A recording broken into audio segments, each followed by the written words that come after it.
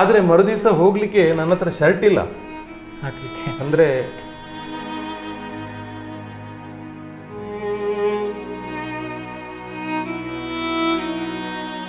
PUC ವಿದ್ಯಾಭ್ಯಾಸ ಮುಗಿಸ್ತಾ ಇರ್ಬೇಕಾದ್ರೆ ಒಂದು ಶರ್ಟ್ ಇತ್ತು ನನ್ನ ಹತ್ರ. ಇಡೀ ವರ್ಷದಲ್ಲಿ ಒಂದು ಶರ್ಟ್ ನಾನು ಸಂಜೆ ಬಂದು ತೊಳೆದು ಹಾಕಿ ಮರುದಿವಸ ಬೆಳಗ್ಗೆ ಅದನ್ನು ಹಾಕೊಂಡು ಹೋಗ್ತಾ ಇದ್ದೆ. ತಂದೆಯವರು 2001ರಲ್ಲಿ ತೀರಿ ಹೋಗಿದ್ದಾರೆ. ಅವರ ಇದಕ್ಕೆ ಕೂಡ ನನಗೆ ಬರ್ಲಿಕ್ಕೆ ಆಗ್ಲಿಲ್ಲ. ಒಂದು 5 ವರ್ಷ ಆದ್ರೂ ಪ್ರತಿಯೊಬ್ಬ ಸೈನ್ಯದಲ್ಲಿ ಸೇವೆ ಮಾಡುವಂತ ಒಂದು ಅವಕಾಶವನ್ನು ಪಡ್ಕೊಳ್ಬೇಕು. ವಾಪಸ್ಸು ಬರೋದಿಲ್ಲ ಅಂತೇಳಿ ನನಗೆ ಮನಸ್ಸಲ್ಲಿ ಇನ್ನೊಂದು ವಿಚಾರ ಬರ್ತಾ ಇತ್ತು. ಅಣ್ಣ ಸರ್ವಿಸ್ ಮಾಡ್ತಾ ಇರುವಾಗ ನಾನು ಅರ್ಧದಿಂದ ಬಂದು ಬಿಟ್ರೆ ಸರಿಯಾಗೋದಿಲ್ಲ ಅಂತ ಹೇಳಿಲ್ಲ. ಆದರೆ ನಾನು ಹೇಳೋದು ಅಂತ ಹೇಳಿದ್ರೆ ಪ್ರತಿಯೊಬ್ಬರಿಗೂ ಒಂದು ಸೇನೆಯಲ್ಲಿ ಒಂದು ಸೇವೆಯನ್ನು ಮಾಡುವಂಥ ಒಂದು ಕೆಲಸವನ್ನು ಮಾಡಬೇಕು. ಒಂದು ಸಲ 3 ವರ್ಷ ನಾವು ಅವನು ನನ್ನನ್ನು ಕಾಣಲಿಲ್ಲ, ನಾನು ಅವನು. ಯಾಕಂದ್ರೆ ನಾನು ರಜೆ ಬರುವಾಗ ಅವನಿಗೆ ರಜೆ ಸಿಗುದಿಲ್ಲ, ಅವನು ರಜೆ ಬರುವಾಗ ನಾನು ಸಿಗುದು. ಈ ಫೈಲ್ ಆದವರೆಲ್ಲ ಇಲ್ಲಿ ಭರ್ತಿ ಸ್ಟಾರ್ಟ್ ಆದ ತಕ್ಷಣ ಕಲ್ಲು ಬಿಸಾಕ ಶುರು ಮಾಡಿದ್ರು. ನಂಗೆ ಅಂದ್ರೆ ಭರ್ತಿ ಆಗ್ಲಿಲ್ಲ, ಅನುಭವ ಎಕ್ಸ್ಪೀರಿಯನ್ಸ್. ಹೌದು, ಎಲ್ಲಿಗೆ ಕಲ್ಲು ಸಿಕ್ಕಿದೆ ಏನಂತ ಅದು ಗೊತ್ತೇ ಇಲ್ಲ. ನಮ್ಮಲ್ಲಿ ದೇಶ ಸೇವೆ, ದೇಶ ಪ್ರೇಮದ ಬಗ್ಗೆ ಬಹಳಷ್ಟು ಮಾತುಗಳನ್ನು ನಾವು ಕೇಳ್ತೇವೆ. ಸೈನ್ಯದಲ್ಲಿ ಸೇವೆಯನ್ನು ಸಲ್ಲಿಕೆ ಮಾಡಬೇಕು, ಆ ಮೂಲಕ ನಾವು ದೇಶಕ್ಕಾಗಿ ಏನಾದರೂ ಒಂದು ಕೊಡುಗೆಯನ್ನು ಕೊಡಬೇಕು ಎನ್ನುವಂಥ ಒಂದು ಕನಸನ್ನು ಹೆಚ್ಚಿನವರು ಕಾಣ್ತಾರೆ. ಎಲ್ಲರಿಗೂ ಆ ಒಂದು ಅದೃಷ್ಟ ಸಿಗೋದಿಲ್ಲ. ಸಿಕ್ಕವರು ಆ ಅವಕಾಶವನ್ನು ಚೆನ್ನಾಗಿ ಉಪಯೋಗ ಮಾಡಿಕೊಂಡು ದೇಶ ಸೇವೆಗೆ ತಮ್ಮ ಒಂದು ಜೀವವನ್ನು ಮುಡಿಪಾಗಿಡ್ತಾರೆ ಅನ್ನುವಂಥದ್ದು. ಬಹುಶಃ ಈಗ ನಾನು ಈ ಒಂದು ಕುಟುಂಬವನ್ನು ದೇಶಭಕ್ತ ಕುಟುಂಬ ಅಂತ ಹೇಳ್ಬೋದು. ಯಾಕಂತ ಹೇಳಿದರೆ ಇಲ್ಲಿ ಮನೆಯ ಒಟ್ಟು ಮಕ್ಕಳು 4 ಜನ, ಅದರಲ್ಲಿ 1 ಹೆಣ್ಣು 3 ಗಂಡು ಮಕ್ಕಳು. ಆ 3 ಮಕ್ಕಳು ಕೂಡ ದೇಶ ಸೇವೆಯಲ್ಲಿ ತಮ್ಮನ್ನು ತಾವು ತೊಡಗಿಸಿಕೊಂಡವರು. ಅಂದರೆ ಸೈನ್ಯದಲ್ಲಿ, ಸೇನೆಯಲ್ಲಿ ಕೆಲಸವನ್ನು ಮಾಡಿದವರು, ಡಿಫೆನ್ಸ್ ವಿಭಾಗದಲ್ಲಿ ಕೆಲಸವನ್ನು ಮಾಡಿದಂಥವರು. ಯಾರು ಅಂತ ಹೇಳಿದರೆ ದಕ್ಷಿಣ ಕನ್ನಡ ಜಿಲ್ಲೆಯ ಪುತ್ತೂರು ತಾಲೂಕಿನ ಪಟ್ಟೆಯವರು. ಪಟ್ಟೆಯ ಈ 3 ಜನ ಯೋಧರನ್ನು ನಿಮಗೆ ನಾವು ತೋರಿಸ್ತಾ ಇದ್ದೇವೆ. ಮೊದಲನೆಯವರು ಸುಬ್ಬಪ್ಪ ಪಾಟಾಳಿ ಅಂತ, ಸೇನೆಯಲ್ಲಿ ಸರಿಸುಮಾರು ಆರ್ಮಿಯಲ್ಲಿ ಆರ್ಟಿಲರಿ ವಿಭಾಗದಲ್ಲಿ ಸರಿಸುಮಾರು 17 ವರ್ಷಗಳ ಕಾಲ ಕೆಲಸವನ್ನು ಮಾಡಿದಂಥವರು. ಆ ಬಳಿಕದವರು ವಿದ್ಯಾಧರ ಅಂತ, ಇವರು ಸೇನೆಯಲ್ಲಿ ಈಗಲೂ ಕೂಡ ಸೇವೆಯನ್ನು ಸಲ್ಲಿಕೆ ಮಾಡ್ತಾ ಇದ್ದಾರೆ. CRPFನಲ್ಲಿ ಸರಿಸುಮಾರು 33 ವರ್ಷಗಳ ಸೇವೆ ಮುಂದುವರಿತಾ ಇದೆ. ಅದೇ ರೀತಿ ಇರುವಂತಹ ಮತ್ತೋರ್ವರು ಬಾಲಕೃಷ್ಣ ಅಂತ, ಇವರು ಕೂಡ ಹಲವಾರು ವರ್ಷಗಳ ಸೇವೆಯನ್ನು ಸಲ್ಲಿಕೆ ಮಾಡಿ ಈಗ ನಿವೃತ್ತರಾಗಿ ಮನೆಗೆ ಮರಳಿದ್ದಾರೆ ಅನ್ನುವಂಥದ್ದು. ಸೊ ಹಾಗಿದ್ದಾಗ ಈ 3 ಒಂದು ಯೋಧರ ಒಂದು ಜೀವನದ ಒಂದಷ್ಟು ಮಾಹಿತಿಯನ್ನು ತಿಳಿಸಿಕೊಡುವಂಥ ಪ್ರಯತ್ನವನ್ನು ಈ ಒಂದು ಸಂಚಿಕೆಯಲ್ಲಿ ಮಾಡ್ತೇವೆ ಅಂತ ಹೇಳ್ತಾ ಮೊದಲು 3 ಕೂಡ ಸ್ವಾಗತವನ್ನು ಬಯಸ್ತಾ ಇದ್ದೇನೆ. ಎಸ್, ಒಬ್ಬೊಬ್ಬರಾಗಿ ನಿಮ್ಮ ಒಂದು ಪರಿಚಯವನ್ನು ಮಾಡ್ತಾ ಹೋಗ್ತೇನೆ ಅಂತ ಹೇಳ್ತಾ, ಸೊ ಇವರ 3 ಜನರ ಪರಿಚಯವನ್ನು ಕೂಡ, ಅವರ ಒಂದು ಅನುಭವಗಳು ಹೇಗಿತ್ತು ಹಿಂದೆ, ಅಂದರೆ 2001ರಲ್ಲಿ ಇವರು ಸೇನೆಯ ಒಂದು ಸೇವೆಯಿಂದ ನಿವೃತ್ತಿಯನ್ನು ಪಡೆದು ಈಗ ಯೂನಿಯನ್ ಬ್ಯಾಂಕ್ನಲ್ಲಿ ಸೇವೆಯನ್ನು ಸಲ್ಲಿಸ್ತಾ ಇದ್ದಾರೆ. ಹಾಗಿದ್ದಾಗ ಆ ಕಾಲದಲ್ಲಿ ಹೇಗಿತ್ತು ಕಾರ್ಯಾಚರಣೆಗಳು, ಅಥವಾ ಆರ್ಮಿಯಲ್ಲಿ ಕೆಲಸ ಮಾಡ್ತಾ ಇದ್ದಂತಹ ದಿನಗಳು ಹೇಗಿತ್ತು, ಎಷ್ಟು ಕಷ್ಟ ಇತ್ತು, ಯಾಕಾಗಿ ಮನೆಯ 3 ಕೂಡ ಈ ಒಂದು ಸೇನೆಗೆ ಸೇರುವಂಥ ನಿರ್ಧಾರವನ್ನು ಮಾಡಿದ್ರು, ಎಲ್ಲವನ್ನು ಕೂಡ ಕೇಳೋಣ ಅಂತ ಹೇಳ್ತಾ, ಸೊ ಅವರ ಒಂದು ವೈಯಕ್ತಿಕ ಪರಿಚಯವನ್ನು ಒಬ್ಬೊಬ್ಬರ ಜೊತೆಗೆ ಮಾತನಾಡ್ತಾ ನಿಮಗೆ ಕೊಡ್ತಾ ಹೋಗ್ತೇವೆ. ಈಗ ನಾವು ಸುಬ್ಬಪ್ಪ ಪಾಟಾಳಿಯವರನ್ನು ಮಾತನಾಡಿಸಬೇಕು. ಯಾಕಂತ ಹೇಳಿದರೆ ಈ ಮನೆಯ ಹಿರಿಯ ಮಗನಾಗಿ ಮೊದಲು ದೇಶ ಸೇವೆಯತ್ತ ಹೋದದ್ದು ಇವರು. ದಕ್ಷಿಣ ಕನ್ನಡ ಜಿಲ್ಲೆಯ ಪುತ್ತೂರು ತಾಲೂಕಿನ ಬಡಗನ್ನೂರು ಗ್ರಾಮದ ಪಟ್ಟೆಯ ಮಹಾಲಿಂಗ ಪಾಟಾಳಿ ಮತ್ತು ಗಿರಿಜಾ ದಂಪತಿಯ ಪ್ರಥಮ ಪುತ್ರರಾಗಿ ಸೇವೆಯನ್ನು ಮೊದಲು ಸೇನೆಗೆ ಸೇರಿದವರು.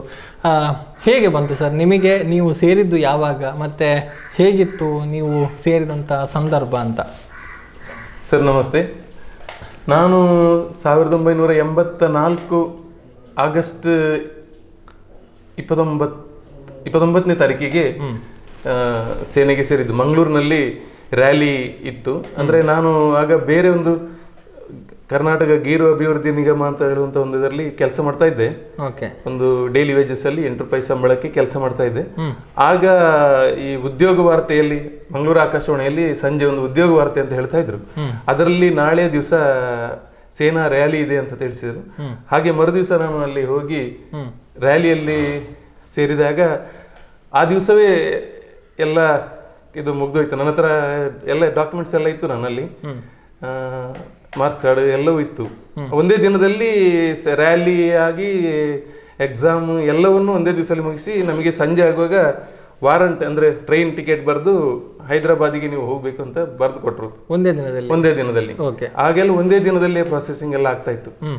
ಈಗ ಹಾಗಿಲ್ಲ, ತುಂಬಾ ದಿವಸ ತಗೊಳ್ತಾರೆ, ಒಂದು ತಿಂಗಳು ಫುಲ್ ತೆಗಿತಾರೆ. ಆಗ ಒಂದೇ ದಿವಸದಲ್ಲಿ ತೆಗೆದಿದ್ರು. ನಾವು ಮತ್ತೆ ಅವರಿಗೆ ರಿಕ್ವೆಸ್ಟ್ ಮಾಡಿದೆವು, ನಾವು ಮನೆಯಲ್ಲಿ ಹೇಳಿಲ್ಲ ಸರ್, ಮನೆಯವರಿಗೆ ಗೊತ್ತೇ ಇಲ್ಲ, ನಾವು ಇದು ಬಂದದ್ದೇ ಗೊತ್ತಿಲ್ಲ. ಹಾಗೆ ಮತ್ತೆ 2 ದಿವಸದ ಗ್ಯಾಪ್ ಕೊಟ್ಟು ಮತ್ತೆ ನೆಕ್ಸ್ಟ್ 2 ದಿವಸ ಕಳೆದ ಮೇಲೆ ಬನ್ನಿ ಅಂತ ಹೇಳಿದ್ರು. ಹಾಗೆ ಮನೆಯಲ್ಲಿ ಬಂದು ಹೇಳಿದೆ. ಆಗ ನನ್ನ ಅಮ್ಮ ಬಹಳ ಬೇಜಾರ ಮಾಡಿದ್ರು, ಬೇಡ ಹೋಗುದು ಅಂತ. ನಾವು ತಂದೆಯವರು ಒಂದು ಮಾತು ಹೇಳಿದ್ರು, ಇದು ಯಾರಿಗೆ ಎಲ್ಲಿ ನೀರು ಬಗ್ದಿದೆ ಅಲ್ಲಿಗೆ ಹೋಗ್ಲೇಬೇಕಾಗ್ತದೆ ಅಂತ. ಆ ಒಂದು ಮಾತಿನ ವಿಶ್ವಾಸದಲ್ಲಿ ನಾನು ಹೋದ್ರಿ. ಹೋಗಿ ತುಂಬಾ ಕಷ್ಟದ ದಿನಗಳಾಗ ಅಲ್ಲಿ ಟ್ರೈನಿಂಗ್ ಕೂಡ ಬಹಳ ಕಷ್ಟ ಇತ್ತು. ಬೆಳಿಗ್ಗೆ 3 ಗಂಟೆಗೆ ಏಳ್ಬೇಕು, ಎದ್ದು ಎಲ್ಲ ನಮ್ಮಲ್ಲಿ ಆಗ ಬಹಳ ಕಷ್ಟ ಕೊಡ್ತಾ ಇದ್ರು. ಅಂದ್ರೆ ಟ್ರೈನಿಂಗ್ ಕೂಡ ಆತರ ತುಂಬಾ ಕಷ್ಟದ ಟ್ರೈನಿಂಗ್ ಕೊಡ್ತಾ ಇದ್ರು ಆಗ. ಈಗ ಅಷ್ಟು ಇಲ್ಲ ಅಂತ ನನ್ನ ಅನಿಸಿಕೆ, ತುಂಬಾ ಟಫ್ ಇಲ್ಲ ಈಗ. ಆದ್ರೆ ಅಂತ ಕಷ್ಟದ ದಿನಗಳಲ್ಲಿ ಕೂಡ ನಮ್ಮ ಜೊತೆಗೆ ಜಾಯಿನ್ ಆದವರು 1-2 ಓಡಿ ಹೋದ್ರು ಅಲ್ಲಿಂದ, ಆಗುದಿಲ್ಲ ಅಂತ. ಆದ್ರೆ ನಾನು ಮನಸ್ಸು ಗಟ್ಟಿ ಮಾಡಿ ಹೋದವ.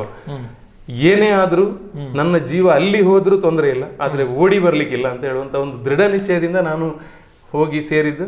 ಆದ ನಂತರ 17 ವರ್ಷ ಮುಗಿಸಿ 2001 ಸೆಪ್ಟೆಂಬರ್ 3ನೇ ತಾರೀಕಿಗೆ ಇಲ್ಲಿ ಊರಿಗೆ ಬಂದಿದ್ದೇನೆ. ಆಗಸ್ಟ್ 31ಕ್ಕೆ ಮುಗಿಸಿದ್ದಾರೆ. ಸೆಪ್ಟೆಂಬರ್ 1 ಅಂದ್ರೆ ನಾವು ಅಲ್ಲಿಂದ ನಾಸಿಕ್ ಇಂದ ನನಗೆ ರಿಟೈರ್ಮೆಂಟ್ ಆದ್ದು, ನಾಸಿಕ್ ಸೆಂಟರ್ ಅಲ್ಲಿ ರಿಟೈರ್ಮೆಂಟ್. ಅಲ್ಲಿಂದ ಮಂಗಳೂರಿಗೆ ಬರುವಾಗ ಸೆಪ್ಟೆಂಬರ್ 3ನೇ ತಾರೀಕಿಗೆ ಇಲ್ಲಿ ಬಂದಿದೆ. ಪ್ರಯಾಣ 17 ವರ್ಷ 3 ದಿನ ಸೇನೆಯಲ್ಲಿ ಕಳೆದಿದ್ದೇನೆ. ನಿಮ್ಮ ವಿದ್ಯಾಭ್ಯಾಸ ಮತ್ತೆ ನೀವು ಸೇನೆಗೆ ಸೇರುವಂತ ಟೈಮಲ್ಲಿ ಮನೆಯ ಪರಿಸ್ಥಿತಿ ಹೇಗಿತ್ತು ಅಂತ?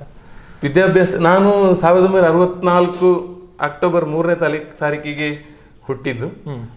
ಸೇನೆಗೆ ಸೇರೋದಕ್ಕಿಂತ ಮೊದಲು ನಾನು PUC ವಿದ್ಯಾಭ್ಯಾಸ ಜೂನಿಯರ್ ಕಾಲೇಜಿನಲ್ಲಿ ಪಠ್ಯಶಾಲೆಯಲ್ಲಿ ಪ್ರಾಥಮಿಕ, ಹಾಗೆ ನವೋದಯ ಬೆಟ್ಟಂಪಾಡಿಯಲ್ಲಿ ಪ್ರೌಢ ಶಿಕ್ಷಣ, ಮತ್ತೆ ಜೂನಿಯರ್ ಕಾಲೇಜ್ ಪುತ್ತೂರಿನಲ್ಲಿ PUC ಮುಗಿಸಿ ನಂತರ ಇದು ವಿದ್ಯಾಭ್ಯಾಸ ಮುಂದುವರಿಸಲಿಕ್ಕೆ ನಮಗೆ ಆಗಲಿಲ್ಲ. ನಾವು 4 ಜನ ಮಕ್ಕಳು.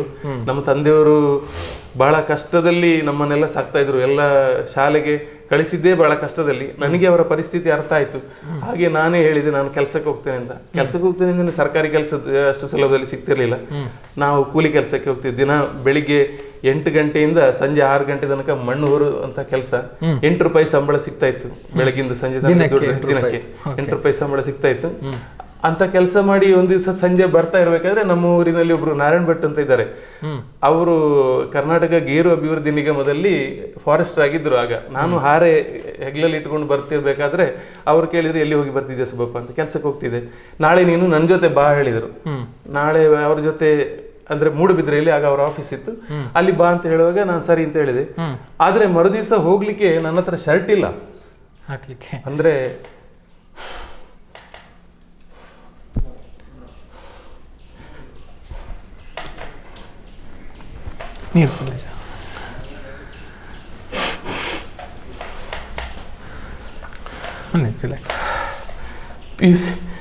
PUC ವಿದ್ಯಾಭ್ಯಾಸ ಮುಗಿಸ್ತಾ ಇರ್ಬೇಕಾದ್ರೆ ಒಂದು ಶರ್ಟ್ ಇತ್ತು ನನ್ನ ಹತ್ರ. ಇಡೀ ವರ್ಷದಲ್ಲಿ ಒಂದು ಶರ್ಟ್ ನಾನು ಸಂಜೆ ಬಂದು ತೊಳೆದು ಹಾಕಿ ಮರುದಿವಸ ಬೆಳಗ್ಗೆ ಅದನ್ನು ಹಾಕೊಂಡು ಹೋಗ್ತಾ ಇದ್ದೆ. ಅಂತ ಕಷ್ಟದ ದಿವಸ. ಕಾಲಿಗೆ ಚಪ್ಪಲಿ ಇರಲಿಲ್ಲ. ಅಪ್ಪನ ಬಿಳಿ ಬಟ್ಟೆಯನ್ನು ನಾನು ಉಟ್ಕೊಂಡು ಹೋಗ್ತಾ ಇದ್ದೆ. ಮತ್ತೆ ಶರ್ಟ್ ಅದೇ ಸಂಜೆ ಬಂದು ತೊಳೆದು ಹಾಕಿ ಮರುದಿವಸ ಬೆಳಿಗ್ಗೆ ಹಾಕೊಂಡು ಹೋಗ್ತಾ ಇದ್ದೆ. ನನ್ನ ಫ್ರೆಂಡ್ಸ್ ಎಲ್ಲ ಕೇಳ್ತಾ ಇದ್ರು, ಈ ಎಂಚನೆ ಒಂದೇ ಶರ್ಟ್ ಪಡೆದು ಬರ್ತಾನೆ ಅಂತ. ಆಗ ನಾನು ಹೇಳ್ತಿದ್ದೆ, ನನ್ನಪ್ಪ ಒಂದೇ ಪೀಸಿನ 2 ಶರ್ಟ್ ಹೊಲಿಸಿದ್ದಾರೆ ಅಂತ. ಯಾಕೆಂದ್ರೆ ನಮ್ಮ ತಂದೆಯವರನ್ನು ನಾವು ಯಾವತ್ತೂ ಕೆಳಗೆ ಮಾಡುವಂಥ ಪರಿಸ್ಥಿತಿ ಇಲ್ಲ. ಅಂತ ಒಂದು ಪರಿಸ್ಥಿತಿಯಲ್ಲಿ ಮರುದಿವಸ ಫಾರೆಸ್ಟ್ ಜೊತೆಯಲ್ಲಿ ಹೋಗ್ಬೇಕಾದ್ರೆ ನನ್ನಲ್ಲಿ ಶರ್ಟ್ ಇಲ್ಲ. ಆಗ ನಮ್ಮ ಮನೆ ಹತ್ರ ಈ ಜನತಾ ಕಾಲೋನಿ ಅಂತ ಇದೆ ನೋಡಿ, ಅಲ್ಲಿ ಇವರು ಒಬ್ರು ಬಾಲಕೃಷ್ಣ ಅಂತ ನನ್ನ ದೊಡ್ಡಮ್ಮನ ಮಗ, ಅವರ ಒಂದು ಶರ್ಟನ್ನು ನನಗೆ ಕೊಟ್ಟರು, ಇದನ್ನು ಹಾಕೊಂಡು ಹೋಗು ನೀನು ಅಂತ. ಹಾಗೆ ಹೋಗಿ ಮುಂದಿನ ದಿನಗಳಲ್ಲಿ ಅಷ್ಟೇ ಕಷ್ಟವನ್ನು ತುಂಬ ಅನುಭವಿಸಿದ್ದೇನೆ. ಆ ನಂತರ ಸೇನೆಗೆ ಇಂಥ ಕಷ್ಟಗಳೆಲ್ಲ ಇಲ್ಲಿ ಬಂದ ಕಾರಣ ನನಗೆ ಸೇನೆಯಲ್ಲಿ ಒಂದು ಕಷ್ಟ ಅಂತ ಅನುಭವ ಆಗಲೇ ಇಲ್ಲ ಅದು. ಅದಕ್ಕಿಂತ ನಾನು ಕಷ್ಟಗಳನ್ನು ಇಲ್ಲಿ ಅನುಭವಿಸಿದ ಕಾರಣ ನನಗೆ ಅದು ಕಷ್ಟ ಅಂತ ಅನಿಸಲೇ ಇಲ್ಲ. ಎಷ್ಟೇ ಕಷ್ಟ ಆದರೂ ನಾನು ಅದನ್ನು ಸಹಿಸ್ತೇನೆ ಅಂತ ಹೇಳುವಂಥ ಒಂದು ದೃಢ ನಿರ್ಧಾರ ನನ್ನಲ್ಲಿತ್ತು. ಆಮೇಲೆ ಇಲ್ಲಿಂದ ಭರ್ತಿಯಾಗಿ ಹೈದರಾಬಾದಿಗೆ ಕಳಿಸಿದರು. ಹೈದರಾಬಾದಲ್ಲಿ ಹೋಗಿ ಆಗುವಾಗ ನಮಗೆ ಅಲ್ಲಿ ಪನಿಷ್ಮೆಂಟ್ ಕೊಟ್ಟರು ಹೋದ ಕೂಡಲೇ. ಯಾಕೆಂದರೆ 2 ದಿವಸ ಇಲ್ಲಿ ಲೇಟ್ ಆಗಿದೆ. ನಮಗೆ ಇಲ್ಲಿ ಇವರು ಡೇಟ್ 2 ದಿವಸ ಜಾಸ್ತಿ ಕೊಟ್ಟಿದ್ರು ಕೂಡ ಅಲ್ಲಿ ಅವರ ಲೆಕ್ಕದಲ್ಲಿ ನಾವು ಅಲ್ಲಿ ತಲುಪಬೇಕಿತ್ತು 2 ದಿವಸ. ಅಲ್ಲಿ ನಮಗೆ ರೈಲ್ವೆ ಸ್ಟೇಷನಿಂದಲೇ ಪನಿಷ್ಮೆಂಟ್ ಕೊಟ್ಟಿದ್ದಾರೆ ಅವರು. ನಾವು ರೈಲ್ವೆ ಸ್ಟೇಷನಲ್ಲಿ ಹೋಗಿ ಇಳಿದು ಅಲ್ಲಿ ನಮ್ಮ ಕರ್ಕೊಂಡು ಹೋಗ್ಲಿಕ್ಕೆ ಬರ್ತಿದ್ರು ಟ್ರೈನಿಂಗ್ ಸೆಂಟ್ರಿಗೆ. ಅಲ್ಲೇ ನಮಗೆ ಪನಿಷ್ಮೆಂಟ್ ಕೊಟ್ಟಿದ್ರು ಅವರು, ನೀವು 2 ದಿವಸ ಲೇಟ್ ಅಂತ. ಆಮೇಲೆ ಟ್ರೈನಿಂಗ್ ಎಲ್ಲ ಆಯಿತು. ಟ್ರೈನಿಂಗ್ ಮುಗಿಸಿದ ಮೇಲೆ ಅಲ್ಲಿಂದ ನಸೀರಾಬಾದಿಗೆ ಹೋದೆ, ರಾಜಸ್ಥಾನದ ನಸೀರಾಬಾದ್ ಅಂತ ಹೇಳುವಲ್ಲಿ. ಅಲ್ಲಿ ಒಂದು 6 ತಿಂಗಳು. ಅಲ್ಲಿಂದ ಮತ್ತೆ ಜಮ್ಮು ಕಾಶ್ಮೀರದ ಪೂಂಚ್ ಅಂತ ಹೇಳುವಲ್ಲಿ ಒಂದು 5-6 ತಿಂಗಳೇನೋ ಸರ್ವಿಸ್ ಮಾಡಿದೆ. ಅಲ್ಲಿಂದ ಮತ್ತೆ ಝಾನ್ಸಿಗೆ ಬಂದೆ. ಝಾನ್ಸಿಯಲ್ಲಿ ಸರ್ವಿಸ್ ಮಾಡಿದ ನಂತರ ಅಲ್ಲಿಂದ ನೆಕ್ಸ್ಟ್ ಅಂಬಾಲ ಹರಿಯಾಣದ ಅಂಬಾಲ ಅಂತ ಅಲ್ಲಿ ಸರ್ವಿಸ್. ಅಲ್ಲಿಂದ ನೆಕ್ಸ್ಟ್ ಫರೀದ್ಕೋಟ್ ಅಂತ ಹೇಳುವಲ್ಲಿ ಪಂಜಾಬಿನ ಫರೀದ್ಕೋಟಿಗೆ ಕಳಿಸಿದರು. ಅಲ್ಲಿಂದ ಅಂದರೆ ನಮ್ಮದು ಫುಲ್ ಬೆಟಾಲಿಯನ್ನೇ ಮೂವ್ ಆಗ್ತಾ ಇತ್ತು. ನಮ್ಮದು 130 mm ಗನ್ ಅಂತ ದೊಡ್ಡ ಗನ್, ಟ್ಯಾಂಕರಲ್ಲಿ ಲೋಡ್ ಆಗಿರುವಂಥ ಗನ್ ಅದು ಅದರ ರೇಂಜ್ ಆಗಿ 30 ಕಿಲೋಮೀಟರ್ ದೂರಕ್ಕೆ ಹೋಗಿ ಬೀಳ್ತದೆ ಅದರ ಗುಂಡು. ನಾವು ಇಲ್ಲಿ ರೌಂಡ್ ಫೈರ್ ಮಾಡಿದರೆ ಅಂತ ಇದರಲ್ಲಿ ಸರ್ವಿಸ್ ಮಾಡಿದೆ ನಾನು. ಅಲ್ಲಿಂದ ಫರೀದ್ಕೋಟಿಂದ ನೆಕ್ಸ್ಟ್ ತಾಲ್ಬಟ್ ಅಂತ ಒಂದು ಇದೆ, ಬಬೀನಾ, ಇದು ಝಾನ್ಸಿ ಬಬೀನಾ ಅಂತ ಹೇಳುವಂಥ ಜಾಗದಲ್ಲಿ ತಾಲ್ಬಟ್ ಅಂತ ಒಂದು ಜಾಗ ಇದೆ, ಅಲ್ಲಿಂದ ಸರ್ವಿಸ್ ಮಾಡಿದೆ. ಅಲ್ಲಿಂದ ಮತ್ತೆ ನಾಸಿಕ್ ರೋಡ್ ಕ್ಯಾಂಪ್ ಅಂತ ಇದೆ ನಮ್ಮ ಟ್ರೈನ್ ಸೆಂಟರ್. ಅಲ್ಲಿಗೆ ಕೊನೆ 2 ವರ್ಷಕ್ಕೆ ಅಲ್ಲಿಗೆ ನನಗೆ ಟ್ರೈನ್ ಸೆಂಟರ್ಗೆ ಹಾಕಿದರು. ಅಲ್ಲಿ ಈ ಸೈನ್ಯಕ್ಕೆ ಸೇರುವಂಥ ಮಕ್ಕಳು ಬರ್ತಾರಲ್ಲ ಅವರನ್ನು ರಿಸೀವ್ ಮಾಡೋದು, ಅವರಿಗೆ ಮೆಡಿಕಲ್ ಮಾಡಿಸೋದು, ಆಮೇಲೆ ಅವರನ್ನು ಟ್ರೈನಿಂಗಿಗೆ ಕಳಿಸಿಕೊಡುವಂಥದ್ದು, ಇಂಥ ಕೆಲಸ ಮಾಡಿ ಅಲ್ಲಿಂದ ಮತ್ತೆ ಕೊನೆಗೆ ರಿಟೈರ್ಡ್ ಆಗಿ ಬಂದಿದ್ದೇನೆ. ಓಕೆ, ಅಲ್ಲಿ ಹೇಗಿತ್ತು ಸರ್? ಅಂದರೆ ಬಹುಶಃ ನೀವು ಮನೆಯ ಹಿರಿಯ ಮಗ, ಹೌದು, ನೀವು ಸೇನೆಗೆ ಹೋದ್ರಿ, ಮತ್ತೆ ಮನೆಯಲ್ಲಿ 3 ಜನ, ಮನೆಯಲ್ಲೂ ಕೂಡ ಕಷ್ಟ ಇತ್ತು. ಹೇಗಿತ್ತು ಮನೆಯವರನ್ನ ಮತ್ತೆ ಹೇಗೆ ಸಂಪರ್ಕ ಮಾಡ್ತಾ ಇದ್ರಿ? ಹೇಗಿತ್ತು ಅಲ್ಲಿ? ಹಿಂದಿನ ಕಾಲದಲ್ಲಿ ಸಂಪರ್ಕ ಸಾಧನಗಳು ಈಗಿನಷ್ಟು ಅಡ್ವಾನ್ಸ್ಡ್ ಇರಲಿಲ್ಲ, ಹೇಗಿತ್ತು ಆಗ ಅಂತ? ಆಗಿನ ಕಾಲದಲ್ಲಿ ಫೋನ್ ಇರಲಿಲ್ಲ ಸರ್. ಆಗ ಈ ಲೆಟರ್ ಬರೆಯೋದು, ಇನ್ಲೈನ್ ಲೆಟರ್ಲಿ ಪತ್ರ ಬರೆಯೋದು, ಅದರಲ್ಲೇ ನಡೀತಾ ಇತ್ತು ನಮ್ಮ ಪತ್ರ ವ್ಯವಹಾರ. ತಮ್ಮಂದ್ರು ಬರಿತಾ ಇದ್ರು, ತಂದೆಯವರು ತಮ್ಮಂದ್ರ ಹತ್ರ ಬರೆಸ್ತಾ ಇದ್ರು ನನಗೆ. ಮತ್ತೆ ನಮ್ಮ ಊರಿನಲ್ಲಿ ಒಬ್ರು ಡಾಕ್ಟರ್ ಬಾಲಕೃಷ್ಣ ಭಟ್ ಅಂತ ಇದ್ರು, ಈಗ ದಿವಂಗತರಾಗಿದ್ದಾರೆ. ಅವರ ಮನೆಯಲ್ಲಿ ಲ್ಯಾಂಡ್ ಲೈನ್ ಇತ್ತು. ಅಲ್ಲಿ ನಾವು ಅಲ್ಲಿಂದ ಅಲ್ಲಿ ಕೂಡ STD ಬೂತ್ ಇದ್ದದ್ದು. ಅಲ್ಲಿ STD ಬೂತ್ ಅಲ್ಲಿ ನಾವು ಕ್ಯೂ ನಿಂತು ಅಲ್ಲಿ ನಮ್ಮ ನಂಬರ್ ಬರುವಾಗ ಅಲ್ಲಿಂದ ಫೋನ್ ಮಾಡಿ ಹೇಳ್ತಿದ್ದೆವು ಅವರಿಗೆ, ಬಾಲಕೃಷ್ಣ ಭಟ್ ಅವರ ಮನೆಗೆ ಮುಂದಿನ ಆದಿತ್ಯವಾರ ನಾನು ಫೋನ್ ಮಾಡ್ತೇನೆ ಅಂತ ನಮ್ಮ ಮನೆಯಲ್ಲಿ ತಿಳಿಸಿಬಿಡಿ ಅಂತ. ಅವರು ತಿಳಿಸ್ತಾ ಇದ್ರು. ಅವರಿಗೆ ನನ್ನ ಮೇಲೆ ಬಹಳ ಅಭಿಮಾನ. ನಾನು ಸೇನೆಗೆ ಸೇರಿದಾಗ ಅವರು ಡಾಕ್ಟರ್ ನನ್ನ ಹತ್ರ ಭಾರಿ ಅಭಿಮಾನ. ಅವರು ನಮ್ಮ ಮನೆಯಲ್ಲಿ ಹೋಗಿ ಹೇಳ್ತಾ ಇದ್ರು. ಹಾಗೆ ನಮ್ಮ ಮನೆಯವರು ಬಂದು ಮುಂದಿನ ಭಾನುವಾರ ಅಲ್ಲಿ ಕಾಯ್ತಾ ಇರ್ತಿದ್ರು ನನ್ನ ಫೋನಿಗೋಸ್ಕರ. ಅಲ್ಲಿ ನನಗೆ ಫೋನ್ ಮಾಡ್ಲಿಕ್ಕೆ ಮುಂದಿನ ವಾರದಲ್ಲಿ ಚಾನ್ಸ್ ಸಿಕ್ಕಿದ್ರೆ ಸಿಕ್ಕಿತು, ಇಲ್ಲದಿದ್ರೆ ಇಲ್ಲ. ಇಲ್ಲಿ ಇವರು ಕಾದದ್ದೇ ಬಂತು, ಅಂತ ಪರಿಸ್ಥಿತಿ ಇತ್ತು. ಆಗಿದೆ ಹಾಗೆ. ಮತ್ತೆ ಕಾಂಟ್ಯಾಕ್ಟ್ ಆಗ್ಲಿಕ್ಕೆ ಇದೆ ಪತ್ರವೇ, ಬೇರೆ ಏನು ಮಾಡ್ಲಿಕ್ಕೆ ಆಗ್ಲಿಲ್ಲ.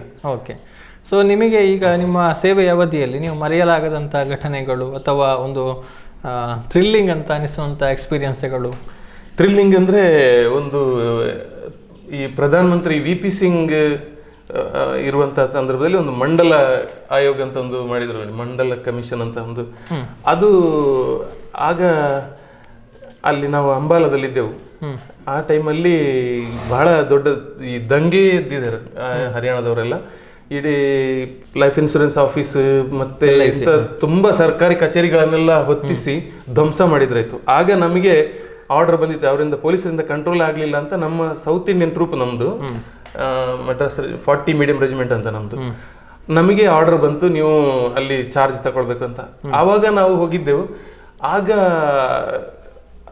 ಅಲ್ಲಿ ಅವರ ಕಲ್ಲಿನ ಏಟುಗಳು ನಮ್ಮಲ್ಲಿ ಬೇರೆ ಏನಿಲ್ಲ, ಬರೀ ಹೆಲ್ಮೆಟ್ ಮಾತ್ರ. ಮತ್ತೆ ನಾವು ಶರ್ಟನ್ನು, ಈ ಕಾಂಬಾಟ್ ಡ್ರೆಸ್ನ ಶರ್ಟನ್ನು ಫೋಲ್ಡ್ ಮಾಡಿ ನಮಗೆ ಇಟ್ಟಿರುವಂಥದ್ದು, ಡ್ರೆಸ್ ಯೂನಿಫಾರ್ಮ್ ಮಾತ್ರ.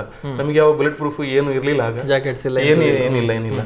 ಕಲ್ಲು ಬೀಸಾಡ್ತಾ ಇದ್ರು ನಮಗೆ. ನಾವು ಅಂತವರನ್ನು ಹುಡುಕಿ ಹಿಡ್ಕೊಂಡು ಬಂದು ನಮ್ಮ ಗಾಡಿಯಲ್ಲಿ ಹಾಕ್ತಾ ಇದ್ದೆವು. ಆದ್ರೆ ಫೈರಿಂಗ್ ಆರ್ಡರ್ ಆಗ ಸಿಗ್ತಿರಲಿಲ್ಲ. ಈಗ ಮುಂದಿನ ಕಾಲದಲ್ಲಿ ಫೈರಿಂಗ್ ಆರ್ಡರ್ ಇಲ್ಲ. ನಾವು ಸತ್ರು ನಮಗೆ ಫೈರಿಂಗ್ ಆರ್ಡರ್ ಬರ್ತಿರ್ಲಿಲ್ಲ. ಈಗ ಹಾಗಲ್ಲ.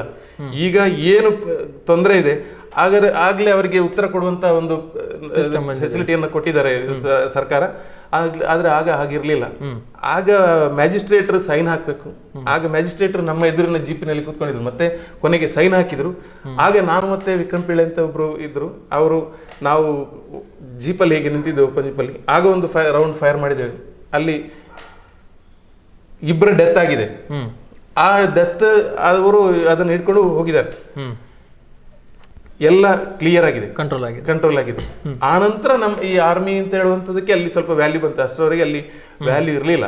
ಅಂದ್ರೆ ಅವರಿಗೆ ಅಷ್ಟು ಅಹಂಕಾರ ತುಂಬಿತ್ತು ಅಂತ ಒಂದು ಅಂತ ಒಂದು ಥ್ರಿಲ್ಲಿಂಗ್ ಇದಾಗಿತ್ತು. ಮತ್ತೊಮ್ಮೆ ಒಂದು ಡ್ಯೂಟಿ ಒಂದು ಮಾಡಿದ್ದೇನೆ, ಇದು ರಿಪಬ್ಲಿಕ್ ಡೇ ಪೀರಿಯಡ್, ಈ ಗಣರಾಜ್ಯೋತ್ಸವ ಪೀರಿಯಡ್ ಡೆಲ್ಲಿಯಲ್ಲಿ 1987ನೇ ಇಸವಿಯಲ್ಲಿ ಜನವರಿ 26ಕ್ಕೆ ಗಣರಾಜ್ಯೋತ್ಸವ ಪೀರಿಯಡ್ ಅಟೆಂಡ್ ಮಾಡಿದ್ದೇನೆ. ಅದು ಒಂದು ಥ್ರಿಲ್ಲಿಂಗ್. ಮತ್ತೆ ಒಂದು ಖಜುರಾಹೋ ಅಂತ ಒಂದು ಮಂದಿರ ಇದೆ ಈ ಇದರಲ್ಲಿ ಮಧ್ಯಪ್ರದೇಶದಲ್ಲಿ. ಅಲ್ಲಿ ಒಂದು ಇವರು ಜೆಕೋಸ್ಲಾವಕಿಯಾ ಅಂತ ಒಂದು ಕಂಟ್ರಿ ಇದೆ, ಅಲ್ಲಿನ chief of the army staff ಬಂದಿರುವಾಗ ಅವರ ಜೊತೆಯಲ್ಲಿ ಒಂದು ಕಮಾಂಡೋ ತರ ಆಗಿ ಹೋಗುವಂತ ಒಂದು ಅವಕಾಶ ಕೂಡ ನನಗೆ ಸಿಕ್ಕಿತ್ತು. ಅದು ಒಂದು ಥ್ರಿಲ್ಲಿಂಗ್ ಇತ್ತು ನನಗೆ. ಓಕೆ, ಸೊ ಅಲ್ಲಿ ಇದ್ದಾಗ ಒಂದು ಇನ್ನೂ ಕೂಡ ಮರೆಯೋದಿಕ್ಕೆ ಆಗ್ತಾ ಇಲ್ಲ ಅಂತ ಒಂದು ಘಟನೆಗಳು, ನೆನಪುಗಳು, ನಿಮ್ಮ ನೆನಪುಗಳಂದ್ರೆ ಅಲ್ಲಿಯ ಈ ಸಹೋದ್ಯೋಗಿಗಳ ಒಂದು ನಮ್ಮ ಒಡನಾಟ ಇದೆಯಲ್ಲ, ಅದು ಆತ್ಮೀಯತೆ, ಅದು ಮರೀಲಿಕ್ಕೆ ಆಗೋದಿಲ್ಲ. ನಮಗೊಂದು ಹುಷಾರಿಲ್ಲದೆ ಆದ್ರೆ ಅವರು ನಮ್ಮ ಸಂಬಂಧಿಕರಿಗಿಂತ ಜಾಸ್ತಿ ನಮ್ಮನ್ನು ನೋಡಿಕೊಳ್ತಾ ಇದ್ರು. ಅದು ನಮಗೆ ಮರೀಲಿಕ್ಕೆ ಸಾಧ್ಯವೇ ಇಲ್ಲ ಅಂತ ಒಂದು ನೆನಪಿಟ್ಟುಕೊಳ್ತೇವೆ. ಓಕೆ, ಅದರ ಜೊತೆಗೆ ನಿಮ್ಮ ಸಹೋದರರು ಕೂಡ ಬಂದ್ರು. ಈಗ ನೋಡಿದ್ರೆ ಮೂವರು ಕೂಡ, ಮನೆಯ 3 ಗಂಡು ಮಕ್ಕಳು ಕೂಡ ಒಂದು ದೇಶ ಸೇವೆಯನ್ನ ಮಾಡಿದ್ದೀರಿ ಅನ್ನುವಂತ ಒಂದು ಹೆಮ್ಮೆ. ಅದೇ ಅದರ ಬಗ್ಗೆ ಹೇಳೋದಿದ್ರೆ ಅದೇ ನೀವು ಹೋದ್ರಿ, ಮತ್ತೆ ಇವರನ್ನು ಕೂಡ ಕಳಿಸ್ಬೇಕು ಅಂತ ಮನೆಯವರು ಒಪ್ಕೊಂಡ್ರ, ಅಪ್ಪ ಅಮ್ಮ ಒಪ್ಕೊಂಡ್ರ, 3 ಮಕ್ಕಳು ಹೋದ್ರೆ? ಅಂದ್ರೆ ಇವನು ಹೋದದ್ದು ನನಗೆ, ಎರಡನೇ ನನ್ನ ತಮ್ಮ ಹೋದ್ದು ನನಗೆ ಗೊತ್ತಾಗ್ಲಿಲ್ಲ.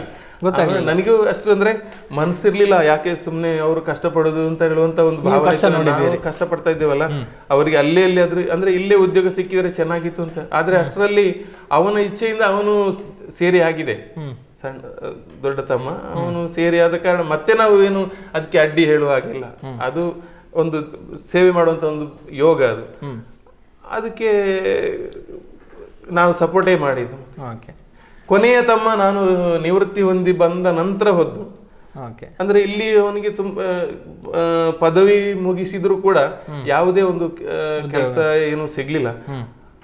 ಆಗ ಅವನು ಕಂಡುಕೊಂಡಂತ ಇದು ಇದೆ, ಸೇನೆಗೆ ಸೇರುವಂತದ್ದು. ಆಗ ನಾನು ಮತ್ತೆ ಸಪೋರ್ಟ್ ಮಾಡಿದೆ ಅವನಿಗೆ. ಯಾಕೆಂದ್ರೆ ಒಂದು ಸ್ವಕಾರ್ಯ ಮತ್ತೆ ಸ್ವಾಮಿ ಕಾರ್ಯ ಅಂತ ಎರಡೂ ಆಗ್ತದೆ ನೋಡಿ. ಹೌದು, ಭಾರತಾಂಬೆಯ ಸೇವೆ ಮತ್ತೆ ನಮ್ಮ ಹೊಟ್ಟೆಪಾಡು ಎರಡೂ ಆಗ್ತದೆ. ಹಾಗೆ ನಾನು ಅವನಿಗೆ ಸಪೋರ್ಟ್ ಮಾಡಿದ್ದೇನೆ. ಓಕೆ, ಸೊ ಆ ತರ ಅವರು ಹೋದ್ರು ಅಂತ. ಆದ್ರೆ ಆ ಟೈಮಲ್ಲಿ ನೀವು ಮನೆಗೆ ಬಂದಿದ್ದೆ. ಓಕೆ, ಮತ್ತೆ ನಿಮ್ಮ ಕೌಟುಂಬಿಕ ಜೀವನ, ಮದುವೆ ಯಾವಾಗ ಆಯ್ತು? ಮದುವೆ ಅದೇ ನನ್ನದು 1996ರಲ್ಲಿ ಮದುವೆ ಆಯ್ತು. ನವೆಂಬರ್ ತಿಂಗಳಲ್ಲಿ 17ನೇ ತಾರೀಕಿಗೆ ಆಯ್ತು. ಏಪ್ರಿಲ್ ತಿಂಗಳಲ್ಲಿ ಆಗ್ಬೇಕಿತ್ತು. ಏಪ್ರಿಲ್ ತಿಂಗಳಲ್ಲಿ ನಮಗೆ ಅಲ್ಲಿ ರಜೆ ಸಿಗ್ಲಿಲ್ಲ. ನನ್ನ ಎಂಗೇಜ್ಮೆಂಟಿಗೆ ನನಗೆ ಬರ್ಲಿಕ್ಕೆ ಆಗ್ಲಿಲ್ಲ. ನನ್ನ ಎಂಗೇಜ್ಮೆಂಟಿಗೆ ನಾನು ಬರ್ಲಿಲ್ಲ. ನಮಗೆ ಅಂತ ಅವಕಾಶ ಇರ್ಲಿಲ್ಲ ಅಲ್ಲಿ. ಆ ಟೈಮಲ್ಲಿ ಹಾಗಿತ್ತು, ಎಂಗೇಜ್ಮೆಂಟಿಗೆ ನಾನು ಬರ್ಲಿಲ್ಲ. ಮದುವೆ ಕೂಡ ಅದೇ ಏಪ್ರಿಲ್ ಅಲ್ಲಿ ಆಗ್ಬೇಕಾಗಿತ್ತು. ಅದು ನಾವು ಆ ಟೈಮಲ್ಲಿ ನಮ್ಮ ಟ್ರೈನಿಂಗಿಗೋಸ್ಕರ ರಾಜಸ್ಥಾನದ ಬಾರ್ಡರ್ ಅಲ್ಲಿ ನಮ್ಮನ್ನು ಡಿಪ್ಲೈ ಮಾಡಿದ್ರು. ಆ ಟೈಮಲ್ಲಿ ನನಗೆ ರಜೆ ಸಿಗ್ಲಿಲ್ಲ. ಸಿಗದ ಕಾರಣ ನನ್ನ ಮದುವೆ ಏಪ್ರಿಲ್ ಆಗ್ಬೇಕಾದ್ದು ನವೆಂಬರ್ಗೆ. ಹಾಗೆ ಪವಿತ್ರ ಅಂತ ಹೇಳೋಳನ್ನು ನಾನು ಮದುವೆ ಆಗಿದ್ದೇನೆ.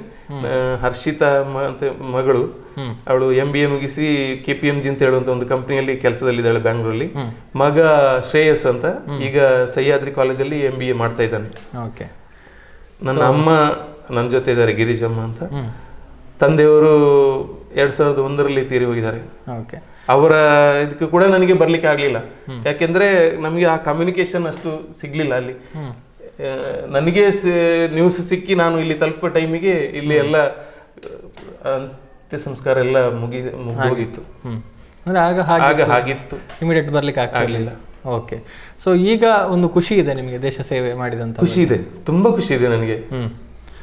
ಓಕೆ, ಅಂದರೆ ಈಗಲೂ ಕೂಡ ಅನೇಕ ಯುವಕರು ಈಗ ಆರ್ಮಿಗೆ ಹೋಗಬೇಕು, ಸೇರಬೇಕು ಅಂತ ಆಸೆ ಇದೆ, ಆದರೆ ಎಲ್ರಿಗೂ ಅದೃಷ್ಟ ಅವಕಾಶಗಳು ಸಿಗೋದಿಲ್ಲ. ಸೊ ಏನು ಹೇಳ್ತೀರಿ, ಈಗ ಪರಿಸ್ಥಿತಿ ಹೇಗೆ ಬದಲಾಗಿದೆ? ಆಗ ಹೇಗಿತ್ತು, ಈಗ ಹೇಗಾಗಿದೆ ಅಂತ ನೀವು ನೋಡಿದ ಹಾಗೆ ಆರ್ಮಿ? ಈಗ ತುಂಬ ಚೆನ್ನಾಗಿದೆ ಸರ್. ಆಗ ಮುಖ್ಯವಾಗಿ ಈಗ ನೋಡೋದೆಲ್ಲ ಸ್ಯಾಲ್ರಿ ಅಂತ. ಸ್ಯಾಲ್ರಿ ಏನೂ ಇರಲಿಲ್ಲ ಆಗ, ಬಹಳ ಕಡಿಮೆ ಇತ್ತು. ನಾನು ಸೇರುವಂಥ ಟೈಮಿನಲ್ಲಿ 185 ರೂಪಾಯಿ ಬೇಸಿಕ್ ಸ್ಯಾಲ್ರಿ ಇದ್ದದ್ದು. ಟೋಟಲ್ 500 ರೂಪಾಯಿ, 535 ರೂಪಾಯಿನ ಆಗ್ತಿತ್ತಷ್ಟೇ ಅಂತ ಇದು. ಈಗ ಹಾಗಲ್ಲ, ಸ್ಟಾರ್ಟಿಂಗ್ ಇಂದಲೇ ಬೇಸಿಕ್ 20,900ಕ್ಕಿಂತ ಜಾಸ್ತಿ ಸಿಗ್ತದೆ. ಒಂದು ಸ್ಯಾಲ್ರಿಯಲ್ಲಿ ಚೆನ್ನಾಗಿದೆ, ಮತ್ತೆ ಕಮ್ಯುನಿಕೇಶನ್ ಮಾಡ್ಲಿಕ್ಕೆ ಎಲ್ಲರ ಕೈಯಲ್ಲಿ ಮೊಬೈಲ್ ಎಲ್ಲ ಫೆಸಿಲಿಟಿ ಇದೆ. ಮತ್ತೆ ಹೋಗು ಬರುವಂತ ಇದು ಕೂಡ ಹಾಗೆ ಬುಕ್ ಮಾಡಿ ಬರ್ಲಿಕ್ಕೆ ಆಗ್ತದೆ. ನಾನು ಹೇಳೋದು ಇಷ್ಟೇ, ಒಂದು 5 ವರ್ಷ ಆದ್ರೂ ಪ್ರತಿಯೊಬ್ಬ ಸೈನ್ಯದಲ್ಲಿ ಸೇವೆ ಮಾಡುವಂತ ಒಂದು ಅವಕಾಶವನ್ನು ಪಡ್ಕೊಳ್ಬೇಕು. ಅಂದ್ರೆ ಒಂದು ಶಿಸ್ತು ಬರ್ತದೆ ಅಂತ ಹೇಳುವಂಥದ್ದು. ಹೇಗೆ ನಾವು ಜೀವನ ಮಾಡಬೇಕು, ಆ ಜೀವನದಲ್ಲಿ ನಮ್ಮ ಶಿಸ್ತನ್ನು ನಾವು ಹೇಗೆ ರೂಪಿಸಿಕೊಳ್ಬೇಕು, ಅದು ಅವರಿಗೆ ಅರ್ಥ ಆಗ್ತದೆ. ಓಕೆ, ಅದು ನಾನು ಹೇಳಲಿಕ್ಕೆ ಬಯಸ್ತೇನೆ sir. Okay, so thank you sir. ಈಗ ಬಹುಶಃ ನೀವು ಇದರಲ್ಲಿ ಯೂನಿಯನ್ ಬ್ಯಾಂಕಲ್ಲಿ ಕೆಲಸವನ್ನು ಮಾಡ್ತಾ ಇದ್ದೀರಿ ಸರ್, ರಿಟೈರ್ಡ್ ಆದ ಬಳಿಕ. ಓಕೆ, ಇದು ಕೂಡ ಸಾಗ್ತಾ ಇದೆ, ತೊಂದರೆ ಇಲ್ಲ. ಓಕೆ, ನಿಮ್ಮ ಜೀವನ ಕೂಡ ಅಂದರೆ ದೇಶ ಸೇವೆಗೋಸ್ಕರ ಅಷ್ಟು ವರ್ಷಗಳ ಕಾಲ ಕೆಲಸ ಮಾಡಿ, ಅದು ಕೂಡ ಸವಾಲಿನ ದಿನಗಳಲ್ಲಿ ಬಹಳಷ್ಟು ಕಷ್ಟ ಇದ್ದಂಥ ಸಂದರ್ಭದಲ್ಲಿ ಕೆಲಸವನ್ನು ಮಾಡಿದ್ದೀರಿ. ನಿಮ್ಮ ಈಗಿನ ಜೀವನ ಅಥವಾ ಮುಂದಿನ ಜೀವನ ಶಾಂತಿ ನೆಮ್ಮದಿಯಿಂದ ಕೂಡಿರಲಿ ಅನ್ನುವಂಥದ್ದು ನಮ್ಮ ಹಾರೈಕೆಗಳು ಕೂಡ. ಥ್ಯಾಂಕ್ ಯು ಮಾತಿಗೆ ಸಿಕ್ಕಿದ್ದಕ್ಕಾಗಿ. ಥ್ಯಾಂಕ್ ಯು ಸರ್, ನಮ್ಗೆ ಕೂಡ ಧನ್ಯವಾದಗಳು. Yes, thank you.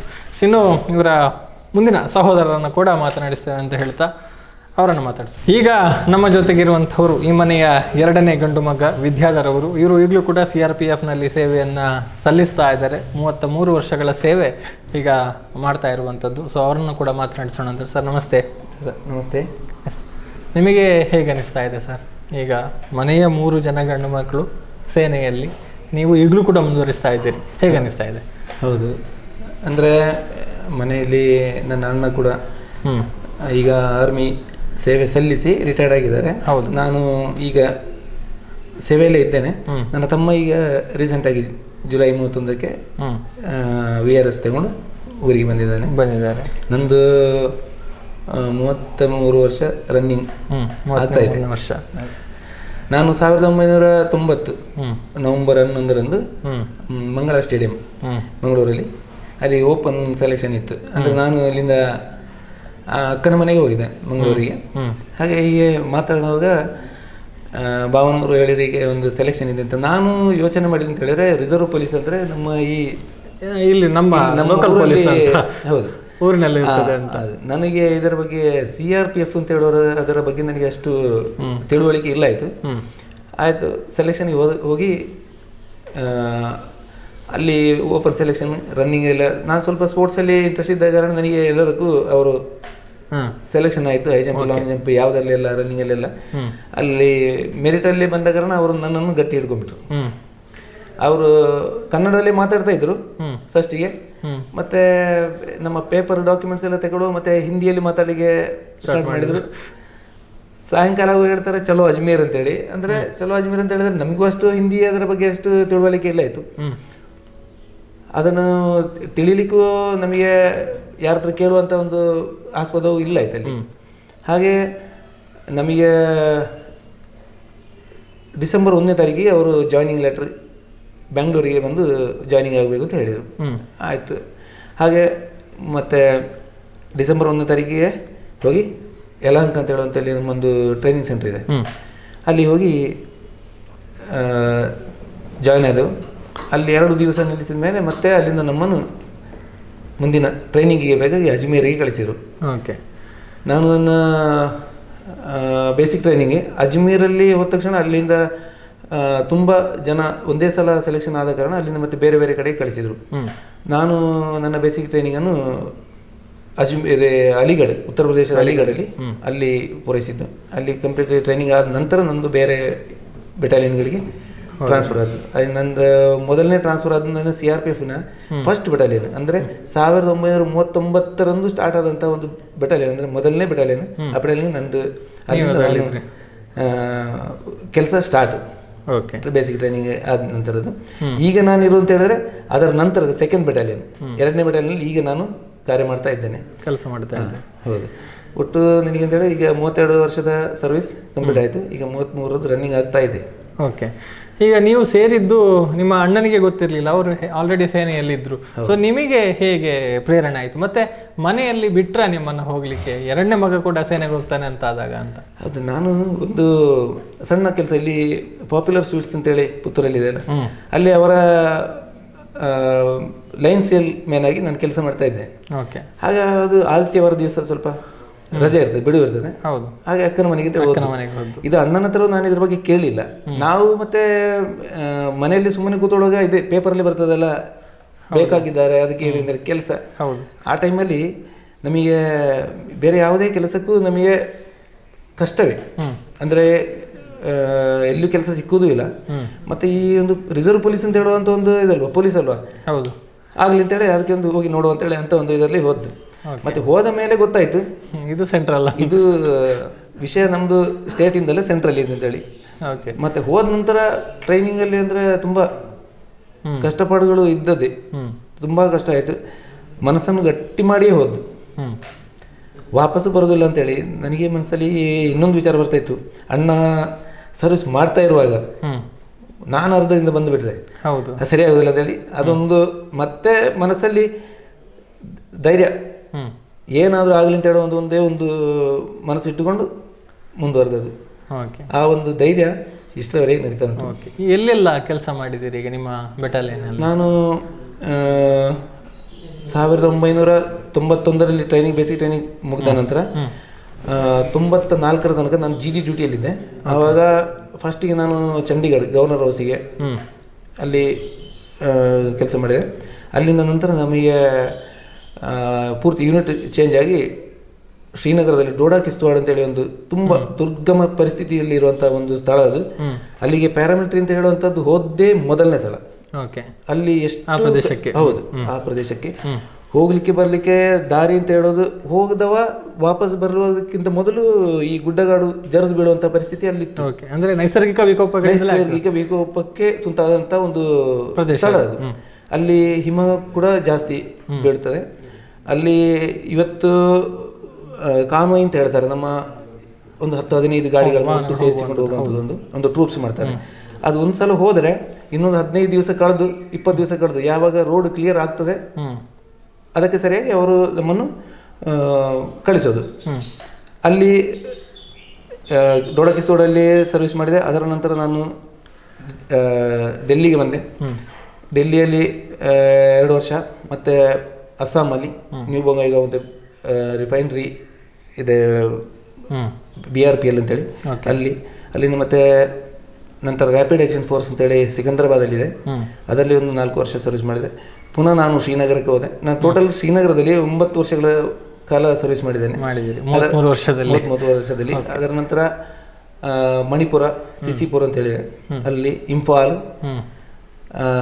ಅದರ ನಂತರ ಪುನಃ ನಮ್ಮೊಂದು ಟ್ರೈನಿಂಗ್ ಸೆಂಟರ್ ಇದೆ ಕೊಯಂಬತ್ತೂರಲ್ಲಿ, ಅಲ್ಲಿ 1 ವರ್ಷ ಇದ್ದೆ. ಅದರ ನಂತರ ಪುನಃ ನಾನು ಛತ್ತೀಸ್ಗಢಿಗೆ, ಒಮ್ಮೆ ನಾರಾಯಣಪುರದಲ್ಲಿ ಒಂದು 2-3 ವರ್ಷ ಸರ್ವಿಸ್ ಮಾಡಿದ್ದೆ. ಮತ್ತೆ ಒಂದು 5 ತಿಂಗಳಿಗೆ ನಾನು ಬ್ಯಾಂಗ್ಳೂರು ಗ್ರೂಪ್ ಸೆಂಟರ್ಗೆ, ನಮ್ಮ ಕರ್ನಾಟಕದಲ್ಲಿರುವಂಥ ಒಂದೇ ಒಂದು ಟ್ರೈನಿಂಗ್ ಸೆಂಟರ್ ಅದು, ಗ್ರೂಪ್ ಸೆಂಟರ್ ಅದು, ಅಲ್ಲಿಗೆ ಬಂದಿದ್ದೆ. ಅಲ್ಲಿಂದ ಪುನಃ ನನ್ನನ್ನು ಛತ್ತೀಸ್ಗಢಿಗೆ ಆಗಿಬಿಟ್ರು. ಈಗ ಛತ್ತೀಸ್ಗಢಲ್ಲಿ ಸುಕ್ಮಾ ಎಂಬಲ್ಲಿ ನಾನು ಸರ್ವಿಸ್ ಮಾಡ್ತಾ ಇದ್ದೇನೆ ನಾನು. ಈಗ ರಜೆಯಲ್ಲಿ ಬಂದಿದ್ದೇನೆ ಸರ್. ಈಗ ಅಂದ್ರೆ ಕರ್ನಾಟಕದಲ್ಲಿ ನಿಮಗೆ ಜಾಸ್ತಿ ಟೈಮ್ ಉಳ್ಕೊಳ್ಳುವಂಥದ್ದು ಅವಕಾಶ ಸಿಗಲಿಲ್ಲ? ಇಲ್ಲ ಕರ್ನಾಟಕದಲ್ಲಿ ಅಂತ ಹೇಳಿದ್ರೆ ಬ್ಯಾಂಗ್ಳೂರಲ್ಲಿ ನನಗೆ ಒಂದು 5 ತಿಂಗಳ ಕಾಲ ಒಂದು ಕೆಲಸ ಮಾಡುವಂಥ ಅವಕಾಶ ಸಿಕ್ಕಿದೆ. ಬಾಕಿಯೆಲ್ಲ ಕರ್ನಾಟಕದಿಂದ ಹೊರಗಡೆ. ಸೊ ನಿಮಗೆ ಒಂದು ರೋಮಾಂಚನಕಾರಿ ಅಂತ ಅನಿಸುವಂತ ಏನಾದರೂ ಆಪರೇಷನ್ಸ್ ಅಥವಾ ಒಂದು ಘಟನೆಗಳೇನಾದರೂ? ಆಪರೇಷನ್ ಅಂತ ಹೇಳಿದ್ರೆ ನಾನು 91ರಿಂದ ಬೇಸಿಕ್ ಟ್ರೈನಿಂಗ್ ಆದ ನಂತರದಿಂದ 95ರ ತನಕ ನಾನು ಜನರಲ್ ಡ್ಯೂಟಿಯಲ್ಲಿದ್ದೆ. ಅದರ ನಂತರ ನಾನು ಒಂದು D&M ಕೋರ್ಸ್ ಮಾಡಿ ಮೋಟರ್ ಟ್ರಾನ್ಸ್ಪೋರ್ಟ್ ಅಂತ ಹೇಳೋದಕ್ಕೆ ಟೆಕ್ನಿಕಲ್ ವಿಂಗಿಗೆ ನಾನು ಶಿಫ್ಟ್ ಆದ. ಆ ಟೈಮಲ್ಲಿ ನಾನು ಹೇಳಿದಲ್ಲ, ನಾನು ಡೋಡಾ ಕಿಸ್ತವಾಡಿಗೆ ಹೋಗಿದ್ದೆ ಅಂತೇಳಿ. ಅಲ್ಲಿ ಹೋದಂಥ ಟೈಮಲ್ಲಿ ಅಲ್ಲಿ ನಮಗಿಂತ ಮೊದಲು ಒಮ್ಮೆ ಏನೋ ಸಿವಿಲ್ ಪೊಲೀಸಿನವರ ಜೊತೆ ಏನೋ ಇನ್ಸಿಡೆಂಟ್ ಆಗಿತ್ತಂತೆ. ಅದಕ್ಕೆ ನಮಗೆ ಅಲ್ಲಿ ಡಿಪ್ಲಾಯ್ ಮಾಡ್ತಿರೋ ಅಂತ ಅಲ್ಲಿ ಬ್ಯಾಂಕ್, ಪೋಸ್ಟ್ ಆಫೀಸ್ ಮತ್ತು ಹಾಸ್ಪಿಟಲ್ ಇದು ಒಂದೇ ಜಾಗದಲ್ಲಿ ಇದೆ, ಕಿಸ್ತವಾಡ ಅಂತ ಹೇಳುವ ಜಾಗದಲ್ಲಿ. ಅಲ್ಲಿಗೆ ನಮಗೆ ಅಂತ ಹೇಳಿ ಮೊದಲು ಸ್ಯಾಲರಿ ಕ್ಯಾಶೇ ಬರ್ತಾ ಇತ್ತು. ನಾವು ಹೋಗಿ ಬ್ಯಾಂಕಿಂದ ಡ್ರಾ ಮಾಡಿಕೊಂಡು ಬರಬೇಕು. ಮತ್ತೆ ನಮಗೆ ಎಲ್ಲ ಆಫೀಸರ್ಸ್ಗಳು ಹಂಚ್ತಾ ಇದ್ರು. ಈಗ ಅಂತ ಹೇಳಿದ್ರೆ ಬ್ಯಾಂಕ್ ಅಕೌಂಟಿಗೆ ಬರ್ತದೆ. ಈಗೆಲ್ಲ ತುಂಬ ಮುಂದುವರೆದಿದೆಲ್ಲ. ಮೊದಲು ಹಾಗೆ ಇತ್ತು. ಹಾಗೆ ನಾವು ಒಂದು ಟ್ರೂಪ್ಸ್ ಆಗಿ ಹೋಗಿದ್ದಾಯಿತು. ಅಲ್ಲಿ ಪೋಸ್ಟ್ ಆಫೀಸ್ ಹತ್ತಿರದಲ್ಲಿದೆ, ಅದರ ಬತ್ತಲ್ಲಿ ಬ್ಯಾಂಕ್ ಇದೆ, ಎದುರುಗಡೆ 2-3 ಮಸೀದಿಗಳು ಕೂಡ ಇದ್ದಾವೆ. ಈ ಹಣ ಡ್ರಾ ಮಾಡ್ಲಿಕ್ಕೆ ಆಫೀಸರ್ಸ್ಗಳೆಲ್ಲ ಒಳಗೆ ಹೋಗಿದ್ರು. ಅದಕ್ಕೆ ಸೆಕ್ಯೂರಿಟಿ ಅಂತೇಳಿ ಇರ್ತಾರೆ, ಟ್ರೆಜರಿ ಸೆಕ್ಯೂರಿಟಿ ಅಂತೇಳಿ ನಾವು ಹೋಗ್ತೇವೆ. ಒಂದು 10 ಜನ ಹೋಗ್ತಾರೆ. ಅಲ್ಲಿ ಏನಾಯ್ತು ಅಂತ ಹೇಳಿದ್ರೆ, ಅಲ್ಲಿ ಎದುರುಗಡೆ ಒಂದು ಸಣ್ಣ ಒಂದು ಟೀ ಸ್ಟಾಲ್ ಇಟ್ಟಿದ್ರು. ಟೀ ಸ್ಟಾಲ್ ಅಲ್ಲಿ ಒಂದು ಹೆಂಗ್ಸ್ ಚಹಾ ಮಾಡಿ ಕೊಡ್ತಾ ಇದ್ರು ಅಂತೇಳಿ. ತುಂಬ ಹೊತ್ತು ಅಲ್ಲಿ ನಿಂತಿರೋ ಒಂದು ರಿಫ್ರೆಶ್ಮೆಂಟ್ಗೆ ಬಗ್ಗೆ ಒಂದು ಚಹಾ ಕುಡಿಯುವಂಥ ಒಂದು ಪ್ರತಿಯೊಬ್ಬರು ಅದನ್ನೇ ಬಯಸ್ತಾರೆ. ಆ ಚಹಾ ಕುಡಿಯುವಂಥದ್ದಲ್ಲಿ ಅದಕ್ಕೆ ಆ ಏರಿಯಾದಲ್ಲಿ ಚಹಾ ಒಂದೇ ಅಂಗಡಿ ಇಟ್ಟುಕೊಂಡಿದ್ದೆ.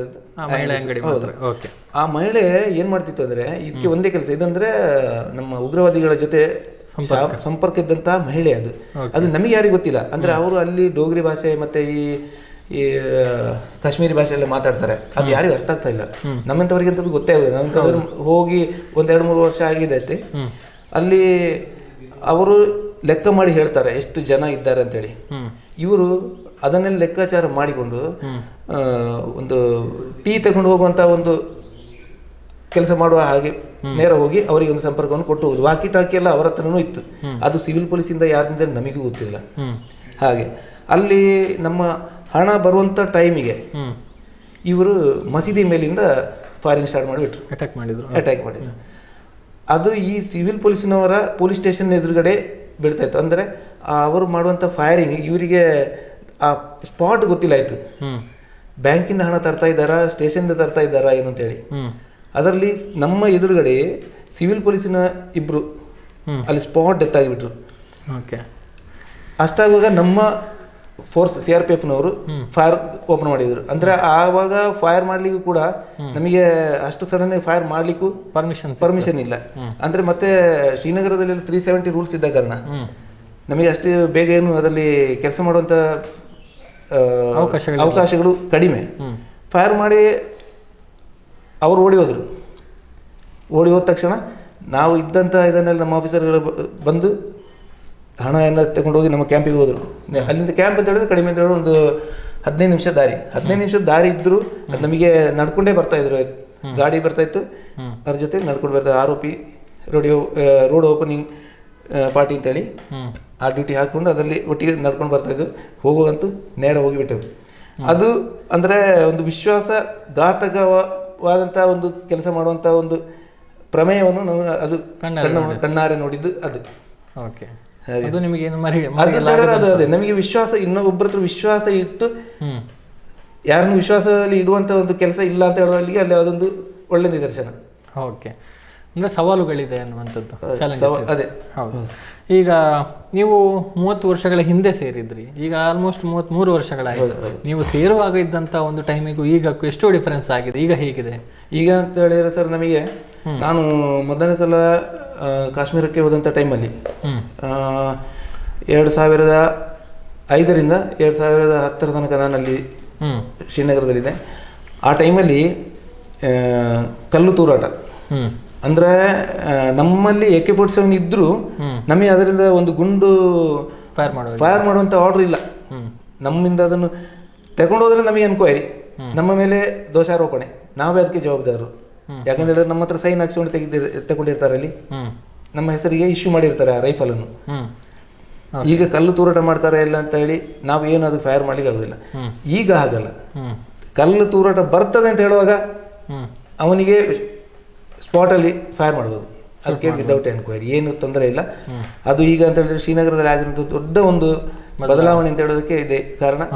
ಈಗ ಹೋರಾಟಗಳು ನಿಮ್ಮ ಮೇಲೆ ಕೂಡ ಆಗಿದೆ. ಖಂಡಿತ ಆಗಿದೆ ಸರ್. ನಮ್ಮಲ್ಲಿ ಬಂಕರ್ಗಳಿದ್ದಾವೆ, ಜಿಪ್ಸಿಗಳು ಬುಲೆಟ್ ಪ್ರೂಫ್. ನಮ್ಮ ಗಾಡಿಯನ್ನೆಲ್ಲ ತುಂಬಾ ಹುಡಿ ಮಾಡಿದ್ದಾರೆ ಅಲ್ಲಿ. ಅಲ್ಲಿ ಒಂದು ಸೌರ ಅಂತ ಹೇಳಿ ಒಂದು ಹಾಸ್ಪಿಟಲ್ ಇದೆ ಶ್ರೀನಗರದಲ್ಲಿ. ಸಾಧಾರಣ ಸಿವಿಲ್ ಜನತೆಗಳು ಅಲ್ಲೇ ಬರುದು, ಫೋರ್ಸ್ನವರು ಕೂಡ ಎಮರ್ಜೆನ್ಸಿಗೆ ಅದೇ ಹಾಸ್ಪಿಟ್ಲಿಗೆ ಬರುದು.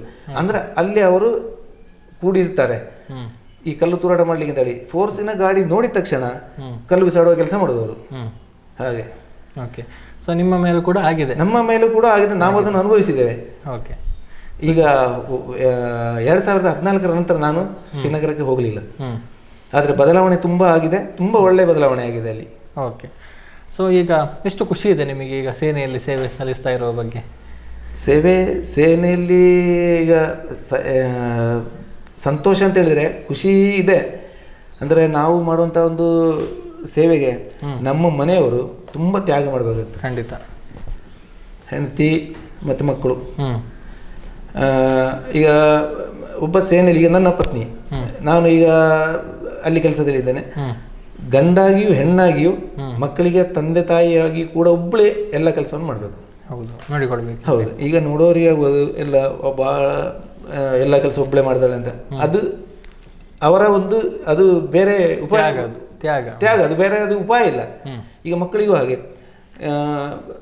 ಸಣ್ಣ ಮಕ್ಕಳಿಗೆ ಅಂತ ಹೇಳಿದ್ರೆ ಈಗ ಸಂಜೆ ಎಲ್ಲರ ತಂದೆ ತಾಯಿಗಳು ಬರ್ತಾರೆ ಶಾಲೆಯಿಂದ ಕರ್ಕೊಂಡು ಬರಲಿಕ್ಕೆ. ನಮ್ಮ ಮಕ್ಕಳು ಆಸೆ ಪಡ್ತಾರೆ ಅಂತ ಒಂದು ಯೋಗ ಅವರಿಗೆ ಸಿಗುವುದಿಲ್ಲ. ತುಂಬಾ ತ್ಯಾಗ ಅವರು ಕೂಡ ಮಾಡ್ತಾರೆ ಇದರ ಜೊತೆ. ಅಷ್ಟೇ ತ್ಯಾಗ ಅವರದ್ದು ಕೂಡ ಇದೆ, ಖಂಡಿತ ಇದೆ. ಇದರಲ್ಲಿ ನಾವು ಎಷ್ಟು ತ್ಯಾಗ ಮಾಡ್ತೇವೋ ಅಷ್ಟೇ ಅವರ ತ್ಯಾಗ ಕಾಣುವುದಿಲ್ಲ. ನಾವು ಅದನ್ನು ನಮ್ಮನ್ನು ತ್ಯಾಗ ಮಾಡ್ತಾರೆ ಅಂತೇಳಿ ಎಲ್ಲರೂ ಹೇಳ್ತಾರೆ. ಅವರದ್ದು ಮಕ್ಕಳದ್ದು ಮತ್ತು ಅವ್ರದ್ದು ಅಷ್ಟು ಗೊತ್ತಾಗೋದಿಲ್ಲ.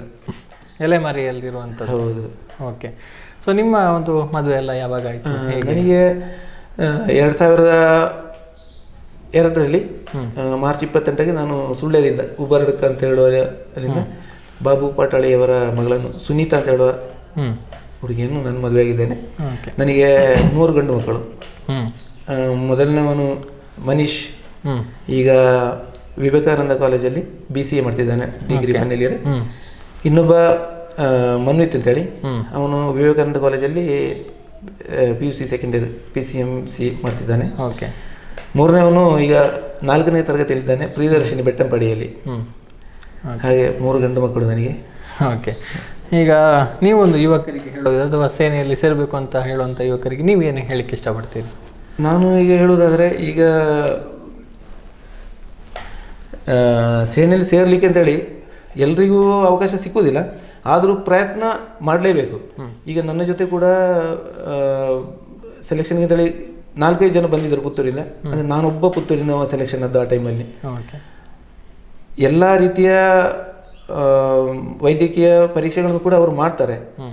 ಅದರಲ್ಲಿ ನಾವು ಅದಕ್ಕೆ ಪೂರ್ತಿ ಪ್ರಯತ್ನ ಮಾಡಿಕೊಂಡು ನಾವು ಅದನ್ನು ಸೇನೆಯಲ್ಲಿ ಸೇರಬೇಕು ಅಂತೇಳಿ ಹೋಗಬೇಕು. ಮತ್ತೆ ಆಗುದಿಲ್ಲ ಅಂತ ಹೇಳಿದ್ರೆ ಅದು ಏನು ಮಾಡ್ಲಿಕ್ಕೆ ಆಗೋದಿಲ್ಲ. ಆದರೆ ನಾನು ಹೇಳೋದು ಅಂತ ಹೇಳಿದ್ರೆ, ಪ್ರತಿಯೊಬ್ಬರಿಗೂ ಒಂದು ಸೇನೆಯಲ್ಲಿ ಒಂದು ಸೇವೆಯನ್ನು ಮಾಡುವಂಥ ಒಂದು ಕೆಲಸವನ್ನು ಮಾಡಬೇಕು. ಈಗ ಹೊಸದಾಗಿ ಸೇರುವವನಿಗೆ ಯಾವುದೇ ಶಿಸ್ತುಬದ್ಧವಾದ ಜೀವನ ಇರುವುದಿಲ್ಲ. ಒಂದು ಸೇನೆಯಲ್ಲಿ ಸೇರಿದ ನಂತರ ಅವನ ಜೀವನದ ಒಂದು ಶಿಸ್ತುಗಳನ್ನು ಅಲ್ಲಿ ಕಲಿಸಿಬಿಡ್ತಾರೆ ಅವರು. ಅವರಿಗೆ ಅವರವರ ಒಂದು ಮುಂದಿನ ಜೀವನಕ್ಕೆ ಬೇಕಾಗುವಂಥದ್ದು ಏನಾದರೂ ಅಂದರೆ ಬೇರೆ ಯಾವುದೇ ಹವ್ಯಾಸಗಳನ್ನು ಅವರಿಗೆ ಮಾಡಲು ಅವಕಾಶ ಸಿಕ್ಕುವುದಿಲ್ಲ ಅಲ್ಲಿ. ಸೊ ಜೀವನ ಶಿಸ್ತಿನಿಂದ ಇರುತ್ತದೆ. Okay, yes, thank you sir, ನಿಮ್ಮ ಒಂದು ಅನುಭವಗಳನ್ನು ಹಂಚಿಕೊಂಡದಕ್ಕಾಗಿ. ನಿಮ್ಮ ಮುಂದಿನ ಜೀವನ ಕೂಡ ಸುಖಮಯವಾಗಿರಲಿ ಅನ್ನೋದು ನಮ್ಮ ಹಾರೈಕೆ. Thank you. ನಮಸ್ತೆ ಸರ್. ನಮಸ್ತೆ. ಈಗ ನಮ್ಮ ಜೊತೆಗಿರುವಂಥವರು ಬಾಲಕೃಷ್ಣ ಪಾಟಾಳಿ ಅವರು. ಇವರು ಕೂಡ ಸೇನೆಯಲ್ಲಿ CRPFನಲ್ಲಿ ಸೇವೆ ಸಲ್ಲಿಸಿ ಇದೀಗ ನಿವೃತ್ತರಾಗಿದ್ದಾರೆ. ಇತ್ತೀಚೆಗೆ ಎಲ್ಲರೂ ಕೂಡ ಬಂದು ಸ್ವಾಗತವನ್ನು ಕೂಡ ಮಾಡಿದ್ದಾರೆ. ನಮಸ್ತೆ ಸರ್. ನಿಮಗೆ ಹೇಗೆ ಅನಿಸ್ತಾ ಇದೆ? ಒಳ್ಳೆ ಒಂದು ಅವಕಾಶ, ಜನರಿಗೆ ದೇಶ ಸೇವೆಯನ್ನು ಮಾಡಲಿಕ್ಕೆ ಅಂತ ಒಂದು ಅವಕಾಶ. ನಿಮ್ಮದು ಎಷ್ಟು ವರ್ಷ ಆಯ್ತು ಸರ್ ಸರ್ವಿಸ್? ನಮ್ಮದು 20 ವರ್ಷ 5 ತಿಂಗಳು 10 ದಿನಗಳ ಸೇವೆಯನ್ನು ನಾನು ಮೊನ್ನೆ 31ನೇ ತಾರೀಕಿಗೆ ಮುಗಿಸಿ ಬಂದದ್ದು. ಓಕೆ. ಸೊ ನಿಮಗೆ ಸೇರ್ಲಿಕ್ಕೆ ಬಹುಶಃ ನಿಮ್ಮ ಅಣ್ಣನೇ ಸ್ಫೂರ್ತಿಯಾ ಹೇಗೆ? ಹೌದು, ಅಂದರೆ ಮನೆಯ ಪರಿಸ್ಥಿತಿ ಆಗಿತ್ತು. ಮನೆಯಲ್ಲಿ ಬಹಳ ಕಷ್ಟದ ದಿನಗಳು. ತಂದೆಯವರು ಪ್ಯಾರಲಿಸಿಸ್ನಿಂದ ಪೀಡಿತರಾಗಿದ್ದರು. ಅವರನ್ನು ಮನೆಯಲ್ಲೆಲ್ಲ ಎಣ್ಣೆ ಹಚ್ಚಿ ಎಲ್ಲ ಸ್ನಾನ ಮಾಡಿಸೋದು ಅದೆಲ್ಲ ನಮ್ಮದು ನಿತ್ಯ ಕರ್ಮ ಆಗಿತ್ತು. ಆ ನಂತರ ಅವರು 2001-2ರಲ್ಲಿ ತೀರ್ಕೊಂಡ್ರು. ಆ ಟೈಮಲ್ಲಿ ಅಣ್ಣ ರಿಟೈರ್ಡ್ ಆಗಿ ಬಂದಿದ್ರು ಆರ್ಮಿಯಿಂದ. ಆ ನಂತರ ನಾನು 2002ರಲ್ಲಿ ಬಡಗನ್ನೂರು ಪಂಚಾಯತ್ನ ಇಲೆಕ್ಷನ್ಗೆ ನಿಂತಿದ್ದೆ ನಾನು. ಪಂಚಾಯತ್ ಎಲೆಕ್ಷನ್ಗೆ. ಓಕೆ. ನಾನು ಪಂಚಾಯತ್ ಮೆಂಬರ್ ಆಗಿ BJP ಬೆಂಬಲಿತ ಅಭ್ಯರ್ಥಿಯಾಗಿ ನನ್ನನ್ನು ನಿಲ್ಲಿಸಿದ್ರು. ಓಕೆ. ನಾನು ಅದರಲ್ಲಿ ವಿಜಯಿ ಆಗಿದ್ದೇನೆ. 2.5 ವರ್ಷ ಪಂಚಾಯತ್ನ ಕೆಲಸ ಮಾಡಿದ್ದೇನೆ ನಾನು. ಪಂಚಾಯತ್ ಮೆಂಬರ್ ಆಗಿ? ಹೌದು, ಪಂಚಾಯತ್ ಮೆಂಬರ್ ಆಗಿ ಕೆಲಸ ಮಾಡಿದ್ದೇನೆ. ಆ ಟೈಮಲ್ಲಿ CRPFಗೆ ಕಾಲ್ಪರ್ ಆಗಿತ್ತು. ನಾವು ಅಪ್ಲಿಕೇಶನ್ ಹಾಕಿದ್ವಿ, ಮಣಿಲಾ ಇಲ್ಲಿಂದ ಆಗ ಅಪ್ಲಿಕೇಶನ್ ಸಿಗ್ತಾ ಇತ್ತು. ಮಣಿಲಾದಿಂದ ಅಪ್ಲಿಕೇಶನ್ ಬರೆದು ಇಲ್ಲಿ ಸೇರ್ತಾ ರಾಮಚಂದ್ರ ಶೆಟ್ಟರು, ರಾಮಚಂದ್ರ ರೈಗಳು ಗೋ ಡಾಕ್ಟರ್ ಆಗಿದ್ರು. ಅವ್ರ ಹತ್ರ ಎಲ್ಲ ನಮ್ಮ ಡಾಕ್ಯುಮೆಂಟ್ ಎಲ್ಲ ಅಟೆಸ್ಟೆಡ್ ಮಾಡಿ ಬೆಂಗಳೂರಿಗೆ ಕಳಿಸಿದ್ವಿ. ಅದು ಸೆಪ್ಟೆಂಬರ್ ಅಕ್ಟೋಬರಲ್ಲಿ ಏನೋ ಅದಕ್ಕೆ ನಮಗೆ ಇದಕ್ಕೆ ಕಾಲ್ ಲೆಟರ್ ಬಂತು, ಹಾಸನದಲ್ಲಿ ನಿಮಗೆ ಸಿಲೆಕ್ಷನ್ ಉಂಟು ಅಂತೇಳಿ. ಅಲ್ಲಿ ಹೋಗಿ ಅಲ್ಲಿ ಸಿಲೆಕ್ಷನ್ ಆಗಿ ಫೆಬ್ರವರಿ 14ನೇ ತಾರೀಕು ನಾವು ಜಾಯಿನ್ ಆಗಬೇಕಿತ್ತು 2003ಕ್ಕೆ. ಅಲ್ಲಿ ಮತ್ತೆ ಇಲ್ಲಿ ಬಡಗನ್ನೂರು ಪಂಚಾಯತಿಗೆ 11ನೇ ತಾರೀಕು ಫೆಬ್ರವರಿ 11ನೇ ತಾರೀಕು 2003 ರಿಸೈನ್ ಕೊಟ್ಟು ಈ 14ನೇ ತಾರೀಕಿಗೆ ಉಪ್ಪಿನಗಡಿಯಿಂದ ಬಸ್ ಹತ್ತಿದ್ವಿ ಬೆಂಗಳೂರು. ಸಿಲೆಕ್ಷನ್ ಆಗಿತ್ತು ಆಗ, ಡಿಸೆಂಬರಲ್ಲಿ ಸಿಲೆಕ್ಷನ್ ಆಗಿತ್ತು. ನನ್ನ ಭಾವ ಬಂದಿದ್ರು ನನ್ನ ಒಟ್ಟಿಗೆ, ಅಕ್ಕನ ಗಂಡ, ಅವರು ನನ್ನ ಜೊತೆ ಬಂದಿದ್ರು ಸಿಲೆಕ್ಷನ್ ಆಗೋ ಟೈಮಲ್ಲಿ. ಅವರು 2-3 ದಿನ ಇದ್ದು ಮತ್ತೆ ಮೆಡಿಕಲ್ ಎಲ್ಲ ಲೇಟ್ ಆಗ್ತದೆ ಅಂತ ಹೇಳಿ ಅವರು ಮತ್ತೆ ಅಲ್ಲಿಂದ ಬಂದರು. ಹಾಗೆ ಅಲ್ಲಿಂದ ಬೆಂಗಳೂರು GC ಯಲಹಂಕಕ್ಕೆ ಹೋಗಿ ಅಲ್ಲಿ ಒಂದು 15 ದಿನ ಅಲ್ಲಿ ಇದ್ವಿ. ಅಲ್ಲಿಂದ ಮತ್ತೆ ಅಜ್ಮೀರಿಗೆ ನಮಗೆ ಇದು ಬೇಸಿಕ್ ಟ್ರೈನಿಂಗ್ಗೆ ಅಲ್ಲಿ ಅಜ್ಮೀರಿಗೆ ಕಳಿಸಿದ್ರು. ಓಕೆ. ಸೊ ನಿಮ್ಮ ಎರಡನೇ ಅಣ್ಣ ಕೂಡ CRPF ಅಲ್ಲಿ ಇದ್ರು. ಸೊ ನೀವು ಕೂಡ ಅದಕ್ಕೆ ಜಾಯಿನ್ ಆದ್ರಿ. ಅಣ್ಣನಿಗೆ ಹೇಳಿದ್ರು, ಅವ್ರಿಗೆ ಏನು ಹೇಳಿದ್ರು ಅಂತ? ಅಣ್ಣ ಹೇಳಿದ್ರು, ನೀನು ಹೋಗಬೇಡ ಅಂತ, ಬಹಳ ಕಷ್ಟ ಉಂಟು, ಬೇಡ ನೀನು ಹೋಗಬೇಡ, ನಿನಗೆ ಊರಲ್ಲಿ ಏನಾದರೂ ನೋಡು ಅಂತ ಹೇಳಿದ್ರು. ಆದ್ರೆ ವಿಧಿಲಿಖಿತ ಅಂತ ಬೇರೆ ಉಂಟಲ್ಲ. ಹೌದು, ಹಾಗೆ ಆದದ್ದಾಗಲಿ. ಯಾಕಂದ್ರೆ ಊರಿನಲ್ಲಿ ಏನು ಕೆಲಸ ಸಿಗುವಂತ ಕಾಣೋದಿಲ್ಲ. ನಾವು ಮಣ್ಣು ಹೊರೋದು, ಗೊಬ್ಬರ ಹೊರೋದು, ಯಾವ ಕೆಲಸ ಮಾಡೋದು ಬಾಕಿ ಇರಲಿಲ್ಲ. ಎಲ್ಲ ಕೆಲಸ, ಮೇಸ್ತ್ರಿ ಒಟ್ಟಿಗೆ ಹೋಗೋದು, ಪೇಂಟಿಂಗ್ ಹೊಡೆಯುವುದು, ಯಾವ ಕೆಲಸ ಬಾಕಿ ಇಲ್ಲ, ಎಲ್ಲ ಮಾಡಿ ಆಗಿದೆ. ಎಲ್ಲಿಯೂ ನಮಗೆ ಗೌರ್ಮೆಂಟ್ ಕೆಲಸ ಅಂತ ಸಿಕ್ಕಲೇ ಇಲ್ಲ. ಅದಕ್ಕೋಸ್ಕರ ಇದರಲ್ಲಿ ಮುಂದುವರಿಯುವ ಅಂತ. ಓಕೆ. ಮತ್ತೆ ಎಲ್ಲಿ ಎಲ್ಲ ಕೆಲಸ ಮಾಡಿದ್ರಿ? ನಾನು ಈಗ CRPF ಅಂತ ಆದ್ರೂ ಕೂಡ ನಿಮ್ಮ ಅಣ್ಣನ ಒಂದೆಲ್ಲಾದ್ರೂ ಭೇಟಿ ಮಾಡಿದ್ರ ನಿಮ್ಮ ಇದರಲ್ಲಿ? ಇಲ್ಲ ಇಲ್ಲ ಇಲ್ಲ ಇಲ್ಲ ಇಲ್ಲ ಆ ಥರ ಇಲ್ಲ. ನಾವು ಒಮ್ಮೊಮ್ಮೆ ಏನಾಗ್ತದೆ ಅಂದರೆ, ಒಂದು ಸಲ 3 ವರ್ಷ ನಾವು ಅವನು ನನ್ನನ್ನು ಕಾಣಲಿಲ್ಲ, ನಾನು ಅವನು. ಯಾಕಂದರೆ ನಾನು ರಜೆ ಬರುವಾಗ ಅವನಿಗೆ ರಜೆ ಸಿಗುದಿಲ್ಲ, ಅವನು ರಜೆ ಬರುವಾಗ ನಾನು ಸಿಗುದಿಲ್ಲ. ಆ ಥರ 3 ವರ್ಷದವರೆಗೆ ನಾವು ಕಾಣಲೇ ಇಲ್ಲ, ನೋಡಲೇ ಇಲ್ಲ. ಅವು ಯಾವ ಬಂದದ್ದು, ನಾನು ಯಾವ ಬಂದದ್ದು, ಅದು ಅಂತ ಪರಿಸ್ಥಿತಿ ಉಂಟು. ಓಕೆ, ಹೌದು. ನಿಮ್ಮ ಸರ್ವಿಸ್ ಈಗ ಎಲ್ಲೆಲ್ಲಿ ಆಗಿತ್ತು? ನಾನು ಬೇಸಿಕ್ ಟ್ರೈನ್ ಅಜ್ಮೀರಲ್ಲಿ ಮಾಡಿ ಅಲ್ಲಿಂದ ಜಮ್ಮು ಕಾಶ್ಮೀರಕ್ಕೆ ನಮಗೆ ಡಿಪ್ಲಾಯ್ ಮಾಡಿದ್ರು. ಅಲ್ಲಿ 3 ವರ್ಷ ಸರ್ವಿಸ್ ಮಾಡಿದ ನಂತರ ನಾಗಾಲ್ಯಾಂಡಿಗೆ ನಮ್ಮ ಯೂನಿಟ್ ಮೂವ್ ಆಯಿತು. ನಾಗಾಲ್ಯಾಂಡಲ್ಲಿ ಅಲ್ಲಿ 3 ವರ್ಷ ಡ್ಯೂಟಿ ಮಾಡಿದ ನಂತರ 2011 ಏಪ್ರಿಲಲ್ಲಿ ನೀವು ಕೇಳಿರ್ಬೋದು, ಛತ್ತೀಸ್ಗಢಲ್ಲಿ 76 ಮಂದಿಯನ್ನು ನಕ್ಸಲೈಟ್ಗಳು ಹತ್ಯೆ ಮಾಡಿದ್ದು. ಆ ಬಟಾಲಿಯನ್ನ ಚಾರ್ಜ್ ನಮಗೆ ತೆಗೊಳ್ಳಕ್ಕಿತ್ತು. ಹಾಗೆ ನಮಗೆ ಅಲ್ಲಿ ಛತ್ತೀಸ್ಗಢಿಗೆ ನಾವು ಹೋದ್ವಿ. ಛತ್ತೀಸ್ಗಢಲ್ಲಿ ಫಸ್ಟಿಗೆ 1.5 ತಿಂಗಳು ನಮಗೆ ಟ್ರೈನಿಂಗ್ ಮಾಡಿಸಿದ್ರು. ಆ ಏರಿಯಾದ ಡ್ಯೂಟಿ ಏನು ಅಂತೇಳಿ, ಘನಘೋರ ದಂಡಕಾರಣ್ಯ ಅಂತ ಹೇಳ್ತಾರೆ. ಆ ದಟ್ಟ ಅರಣ್ಯದಲ್ಲಿ ಹೇಗೆ ಹೋಗೋದು, ಹೇಗೆ ಡ್ಯೂಟಿ ಮಾಡೋದು ಎಂಬುದರ ಬಗ್ಗೆ ನಮಗೆ 1.5 ತಿಂಗಳು ಟ್ರೈನಿಂಗ್ ಕೊಟ್ಟ ನಂತರ ಮತ್ತೆ ನಮ್ಮನ್ನು ಅಲ್ಲಿಗೆ ಯಾವ ಪ್ರದೇಶದಲ್ಲಿ ಡ್ಯೂಟಿ ಮಾಡಬೇಕು ಅಲ್ಲಿಗೆ ನಾವು ಹೋದ್ವಿ. ಆ ನಂತರ ಅಲ್ಲಿಂದ ಅಮೃತ್ಸರ, ಚಂಡೀಗಢ, ಚಂಡೀಗಢದಿಂದ ಪುನಃ ಜಮ್ಮುಗೆ ಟ್ರಾನ್ಸ್ಫರ್ ಆಯಿತು. ಜಮ್ಮುವಲ್ಲಿ 2.5 ವರ್ಷ ಇದ್ದ ನಂತರ ಮತ್ತೆ ನಮಗೆ ಆನ್ ಪ್ರಮೋಷನ್, ಪದೋನ್ನತಿ ಆಯಿತು. ಪದೋನ್ನತಿಯಾಗಿ ನಮಗೆ ಇಲ್ಲಿಗೆ ಅಸ್ಸಾಮಿಗೆ ತಿನ್ಸುಕಿ ಅಂತ, ಅಲ್ಲಿ ನಮಗೆ ಪದೋನ್ನತಿಯನ್ನು ಕೊಟ್ಟರು. ಅಲ್ಲಿ ನಾನು ಈಗ 3 ವರ್ಷ ಡ್ಯೂಟಿ ಮಾಡಿ ಅಲ್ಲಿಂದ ನಾನು ನಿವೃತ್ತಿ ಹೊಂದಿ ಬಂದದ್ದು. ಈಗ ನಿವೃತ್ತಿಯಾಗಿ ಬಂದ್ರಿ. ಓಕೆ. ಸೊ ನಿಮಗೆ ನೆನಪಿರುವಂಥ ಒಂದು ಮೇಜರ್ ನೆನಪಿರೋದು, ಒಮ್ಮೆ ನಮಗೆ 2004ರಲ್ಲಿ ಡಿಸೆಂಬರ್ ಇದು ಫೆಬ್ರವರಿ 16ನೇ ತಾರೀಕಿಗೆ ನಮಗೆ ಪ್ರತಿಜ್ಞಾ ಸ್ವೀಕಾರ ಆಯಿತು. ನಮ್ಮ ಟ್ರೈನಿಂಗ್ ಎಲ್ಲ ಮುಗಿದು ಪ್ರತಿಜ್ಞಾ ಸ್ವೀಕಾರ ಆಯಿತು. ಫೆಬ್ರವರಿ ಲಾಸ್ಟ್ ವೀಕಲ್ಲಿ ನಮಗೆ ನಿಮಗೆ ಭರ್ತಿ ಡ್ಯೂಟಿ ಹಾಕಿದ್ದಾರೆ, ಜೈಪುರದಲ್ಲಿ ಬರ್ತಿ ಅಂತ. ಅವಾಗ ಹೇಳಿದ್ರು ಹತ್ತಿರದ ಸ್ಟೇಟ್ನವ್ರು ಯಾರು ಹೋಗ್ಲಿಕ್ಕಿಲ್ಲ ಬರ್ತಿಗೆ. ರಾಜಸ್ಥಾನ, ಪಂಜಾಬ್ ಮತ್ತೆ ಹರಿಯಾಣದವ್ರು ಯಾರು ಅದಕ್ಕೆ ಅಕ್ಕಪಕ್ಕದ ಯಾರು ಹೋಗ್ಲಿಕ್ಕಿಲ್ಲ, ಎಲ್ಲ ಬೇರೆ ಸ್ಟೇಟ್ನವರು ಹೋಗ್ಬೇಕು ಅಂತ. ಅದಕ್ಕೆ ನಾವು ಕರ್ನಾಟಕದವರು, ತ್ರಿಪುರ ಈ ಕಡೆ ಸೌತ್ನವರು ಹೆಚ್ಚಾಗಿ ಹೋಗಿದ್ವಿ. ಅಲ್ಲಿ ಓಪನ್ ರ್ಯಾಲಿ ಇತ್ತು, ಬಾಕಿ ಕಡೆಗಳೆಲ್ಲ ಭರ್ತಿ ಮುಗಿದಿತ್ತು. ಭರ್ತಿ ಯಾವಾಗ ನಡೀತಾ ಇತ್ತು, ಅಪ್ಲಿಕೇಶನ್ ಇದು ಯಾರು ಕೊಟ್ಟಿದ್ದಾರೆ ಅವರನ್ನೇ ಅಲ್ಲಿ ಭರ್ತಿ ಮಾಡ್ತಾ ಇದ್ರು. ಜೈಪುರದಲ್ಲಿ ಏನ್ ಮಾಡಿದ್ರು ಅಂದ್ರೆ ಓಪನ್ ರ್ಯಾಲಿ, ಸ್ಥಳದಲ್ಲಿ ನೋಂದಾವಣೆ, ಅಲ್ಲಿ ಅವರನ್ನು ಭರ್ತಿ ಮಾಡೋದು ಅಂತ. ಇಲ್ಲಿ ಮೊದಲು ಎಲ್ಲೆಲ್ಲ ಫೈಲ್ ಆಗಿದ್ದಾರ ಅವರಲ್ಲೆಲ್ಲ ಬಂದಿದ್ರು. ಅದು ಏನಂದ್ರೆ ರೌಂಡ್ ಆಗಿರುವಂತ ಒಂದು ಮೈದಾನ, ಅದರ ಸೈಡ್ ಅಲ್ಲೆಲ್ಲ ಆ ಮುಳ್ಳಿನ ಒಂದು ಘನಘೋರ ಜಂಗಲ್ ಅಂತಾರೆ, ಇದು ಅರಣ್ಯದಾಗೆ. ಈ ಫೈಲ್ ಆದವರೆಲ್ಲ ಇಲ್ಲಿ ಭರ್ತಿ ಸ್ಟಾರ್ಟ್ ಆದ ತಕ್ಷಣ ಕಲ್ಲು ಬಿಸಾಕ ಶುರು ಮಾಡಿದ್ರು. ದಂಗೆ ಅಂದ್ರೆ ಭರ್ತಿ ಆಗ್ಲಿಲ್ಲ. ಅದು ನಮಗೆ ಎಲ್ಲೆಲ್ಲಿ ಕಲ್ಲು ಸಿಕ್ಕಿ ಅಂದ್ರೆ ಮೊದಲ ಅದು ಒಂದು ಅನುಭವ, ಅದು ಎಕ್ಸ್ಪೀರಿಯನ್ಸ್. ಹೌದು, ಎಲ್ಲಿಗೆ ಕಲ್ಲು ಸಿಕ್ಕಿದೆ ಏನಂತ ಅದು ಅವಾಗ ಗೊತ್ತೇ ಇಲ್ಲ. 4 ಸೈಡಿಂದಲೂ ಫಸ್ಟಿಗೆ ಹೋಗಿ ಬಿತ್ತು, ನಮ್ಮ ಕಮಾಂಡೆಂಟಿನ ಟೇಬಲ್ನ ಮೇಲೆ ಹೋಗಿ ಕಲ್ಲು ಬಿತ್ತು. ಅವ್ರು ಎದ್ಕೊಂಡು ಹೋದ್ರು, ಅವರು ಬಡೀರಿ ಓಡಿಕೊಂಡು ಹೋದ್ರು. ಅದೊಂದು ಬಹಳ ಒಂದು ಇದು ಈಗಲೂ ನೆನಪುಂಟು ನನಗೆ ಅದು ಘಟನೆ. ಹೌದು. ಇನ್ನೊಂದು ನಾವು ಇಲ್ಲಿ ಅದೇ ಹೇಳಿದೆ, ಛತ್ತೀಸ್ಗಢಲ್ಲಿ 76 ಮಂದಿಯನ್ನು ಹತ್ಯೆ ಮಾಡಿದಂತ ಸಂದರ್ಭದಲ್ಲಿ ನಕ್ಸಲೈಟ್ಗಳು ಹೇಳಿದ್ರು, ನೀವು ಇಲ್ಲಿಂದ ನಿಮ್ಮನ್ನು ಮೂವ್ಮೆಂಟ್ ಮಾಡ್ಲಿಕ್ಕೆ ನಾವು ಬಿಡೋದಿಲ್ಲ ಅಂತ. ರಾತ್ರೋರಾತ್ರಿ ನಮಗೆ 24 10 ಚಕ್ರದ ಗಾಡಿ, ನಮ್ಮ ಊರ ಬಟಾಲಿಯನ್ ಸಾಮಾನು ಉಂಟು, 10 ಚಕ್ರದ ಗಾಡಿ 24 ಗಾಡಿ ನಮಗೆ ಸಿವಿಲ್ ಪೊಲೀಸ್ನವರು ಪ್ರೊವೈಡ್ ಮಾಡಿದ್ರು. ನಾವು ಅದರಲ್ಲೆಲ್ಲ ಲೋಡ್ ಮಾಡಿ ಅಲ್ಲಿ ಈ ಇದು ನಮ್ಮ ಕಬ್ಬಿಣದ ಇದು ಇಲ್ಲೆಲ್ಲ ಜಲ್ಲಿ ಇದೆಯಲ್ಲ, ಆ ತರ ಕಬ್ಬಿಣದ ಒಂದು ಜಲ್ಲಿ ಬರುತ್ತದೆ, ಅದನ್ನ ಕಬ್ಬಿಣ ತೆಗಿತಾರೆ, ಬೆಲ್ಲಡಿಲ್ಲ ಅಂತ ಅಲ್ಲಿಂದ ಬರ್ತಾ ಇರ್ತದೆ.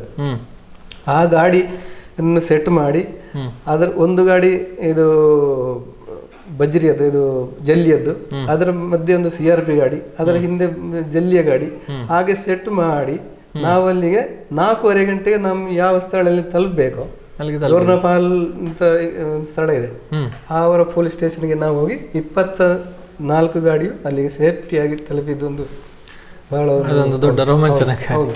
ಓಕೆ, ಮತ್ತೆ ಬೇರೆ ಚಾಲೆಂಜಸ್ ಅಂತ ಅನಿಸಿದಂಥದ್ದು? ಬೇರೆ ಚಾಲೆಂಜಸ್ ಡೈಲಿ ಡ್ಯೂಟಿ. ಹೌದು, ಡೈಲಿ ಡ್ಯೂಟಿ ನಮ್ದು ಯಾವಾಗ ಏನಾಗ್ತದೆ ಅಂತೇಳಿ ನಮಗೆ ಹೇಳಲಿಕ್ಕೆ ಆಗ್ತಿರ್ಲಿಲ್ಲ.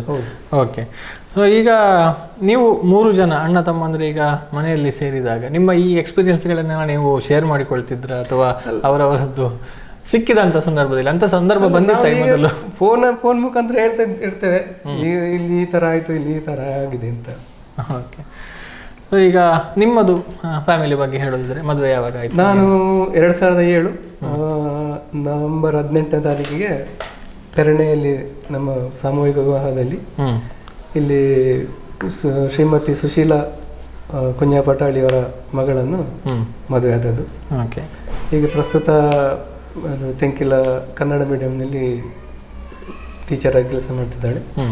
ಮಗ ದೊಡ್ಡವ ಮಿಥುನ್ ಅಂತ, ಮಗಳು ಭೂಮಿಕಾ ಅಂತ 6ನೇ ಕ್ಲಾಸಲ್ಲಿ, ಮಗ 9ನೇ ಕ್ಲಾಸಲ್ಲಿ, ಮಗಳು 6ನೇ ಕ್ಲಾಸಲ್ಲಿ ಓದ್ತಾ ಇದ್ದಾರೆ. ಈಗ ಮುಂದಿನ ಯೋಜನೆ, ಈಗ ನಿವೃತ್ತಿ ಹೊಂದಿ ಬಂದಿದೆ, ಮುಂದಿನ ಈಗ ಏನಂತ ಆಲೋಚನೆ ಮಾಡಲಿಲ್ಲ. ಹೌದು, ಒಂದು ಸ್ವಲ್ಪ ದಿನ ಫ್ಯಾಮಿಲಿ ಒಟ್ಟಿಗೆ ಕಳೆಯಬೇಕು. ಹೌದು. ಓಕೆ, ಹಾಗೆ ನಿಮ್ಮ ಒಂದು ನಿವೃತ್ತ ಜೀವನ ಅಥವಾ ಮುಂದಿನ ಜೀವನ ಕೂಡ ಯಶಸ್ವಿಯಾಗಿ ಮುಂದುವರಿಲಿ ಅನ್ನುವಂಥದ್ದು ನಮ್ಮ ಹಾರೈಕೆ. ಥ್ಯಾಂಕ್ ಯು ಮಾತಿಗೆ ಸಿಕ್ಕಿದ್ದಕ್ಕಾಗಿ. ಎಸ್, ಇದು ದೇಶ ಸೇವೆಗಾಗಿ ಸೇನೆಗೆ ಸೇರಿ ಸೇವೆಯನ್ನು ಸಲ್ಲಿಕೆ ಮಾಡಿದಂತಹ 3 ಯೋಧರು ಹೇಳಿರುವಂತಹ ಮಾತು.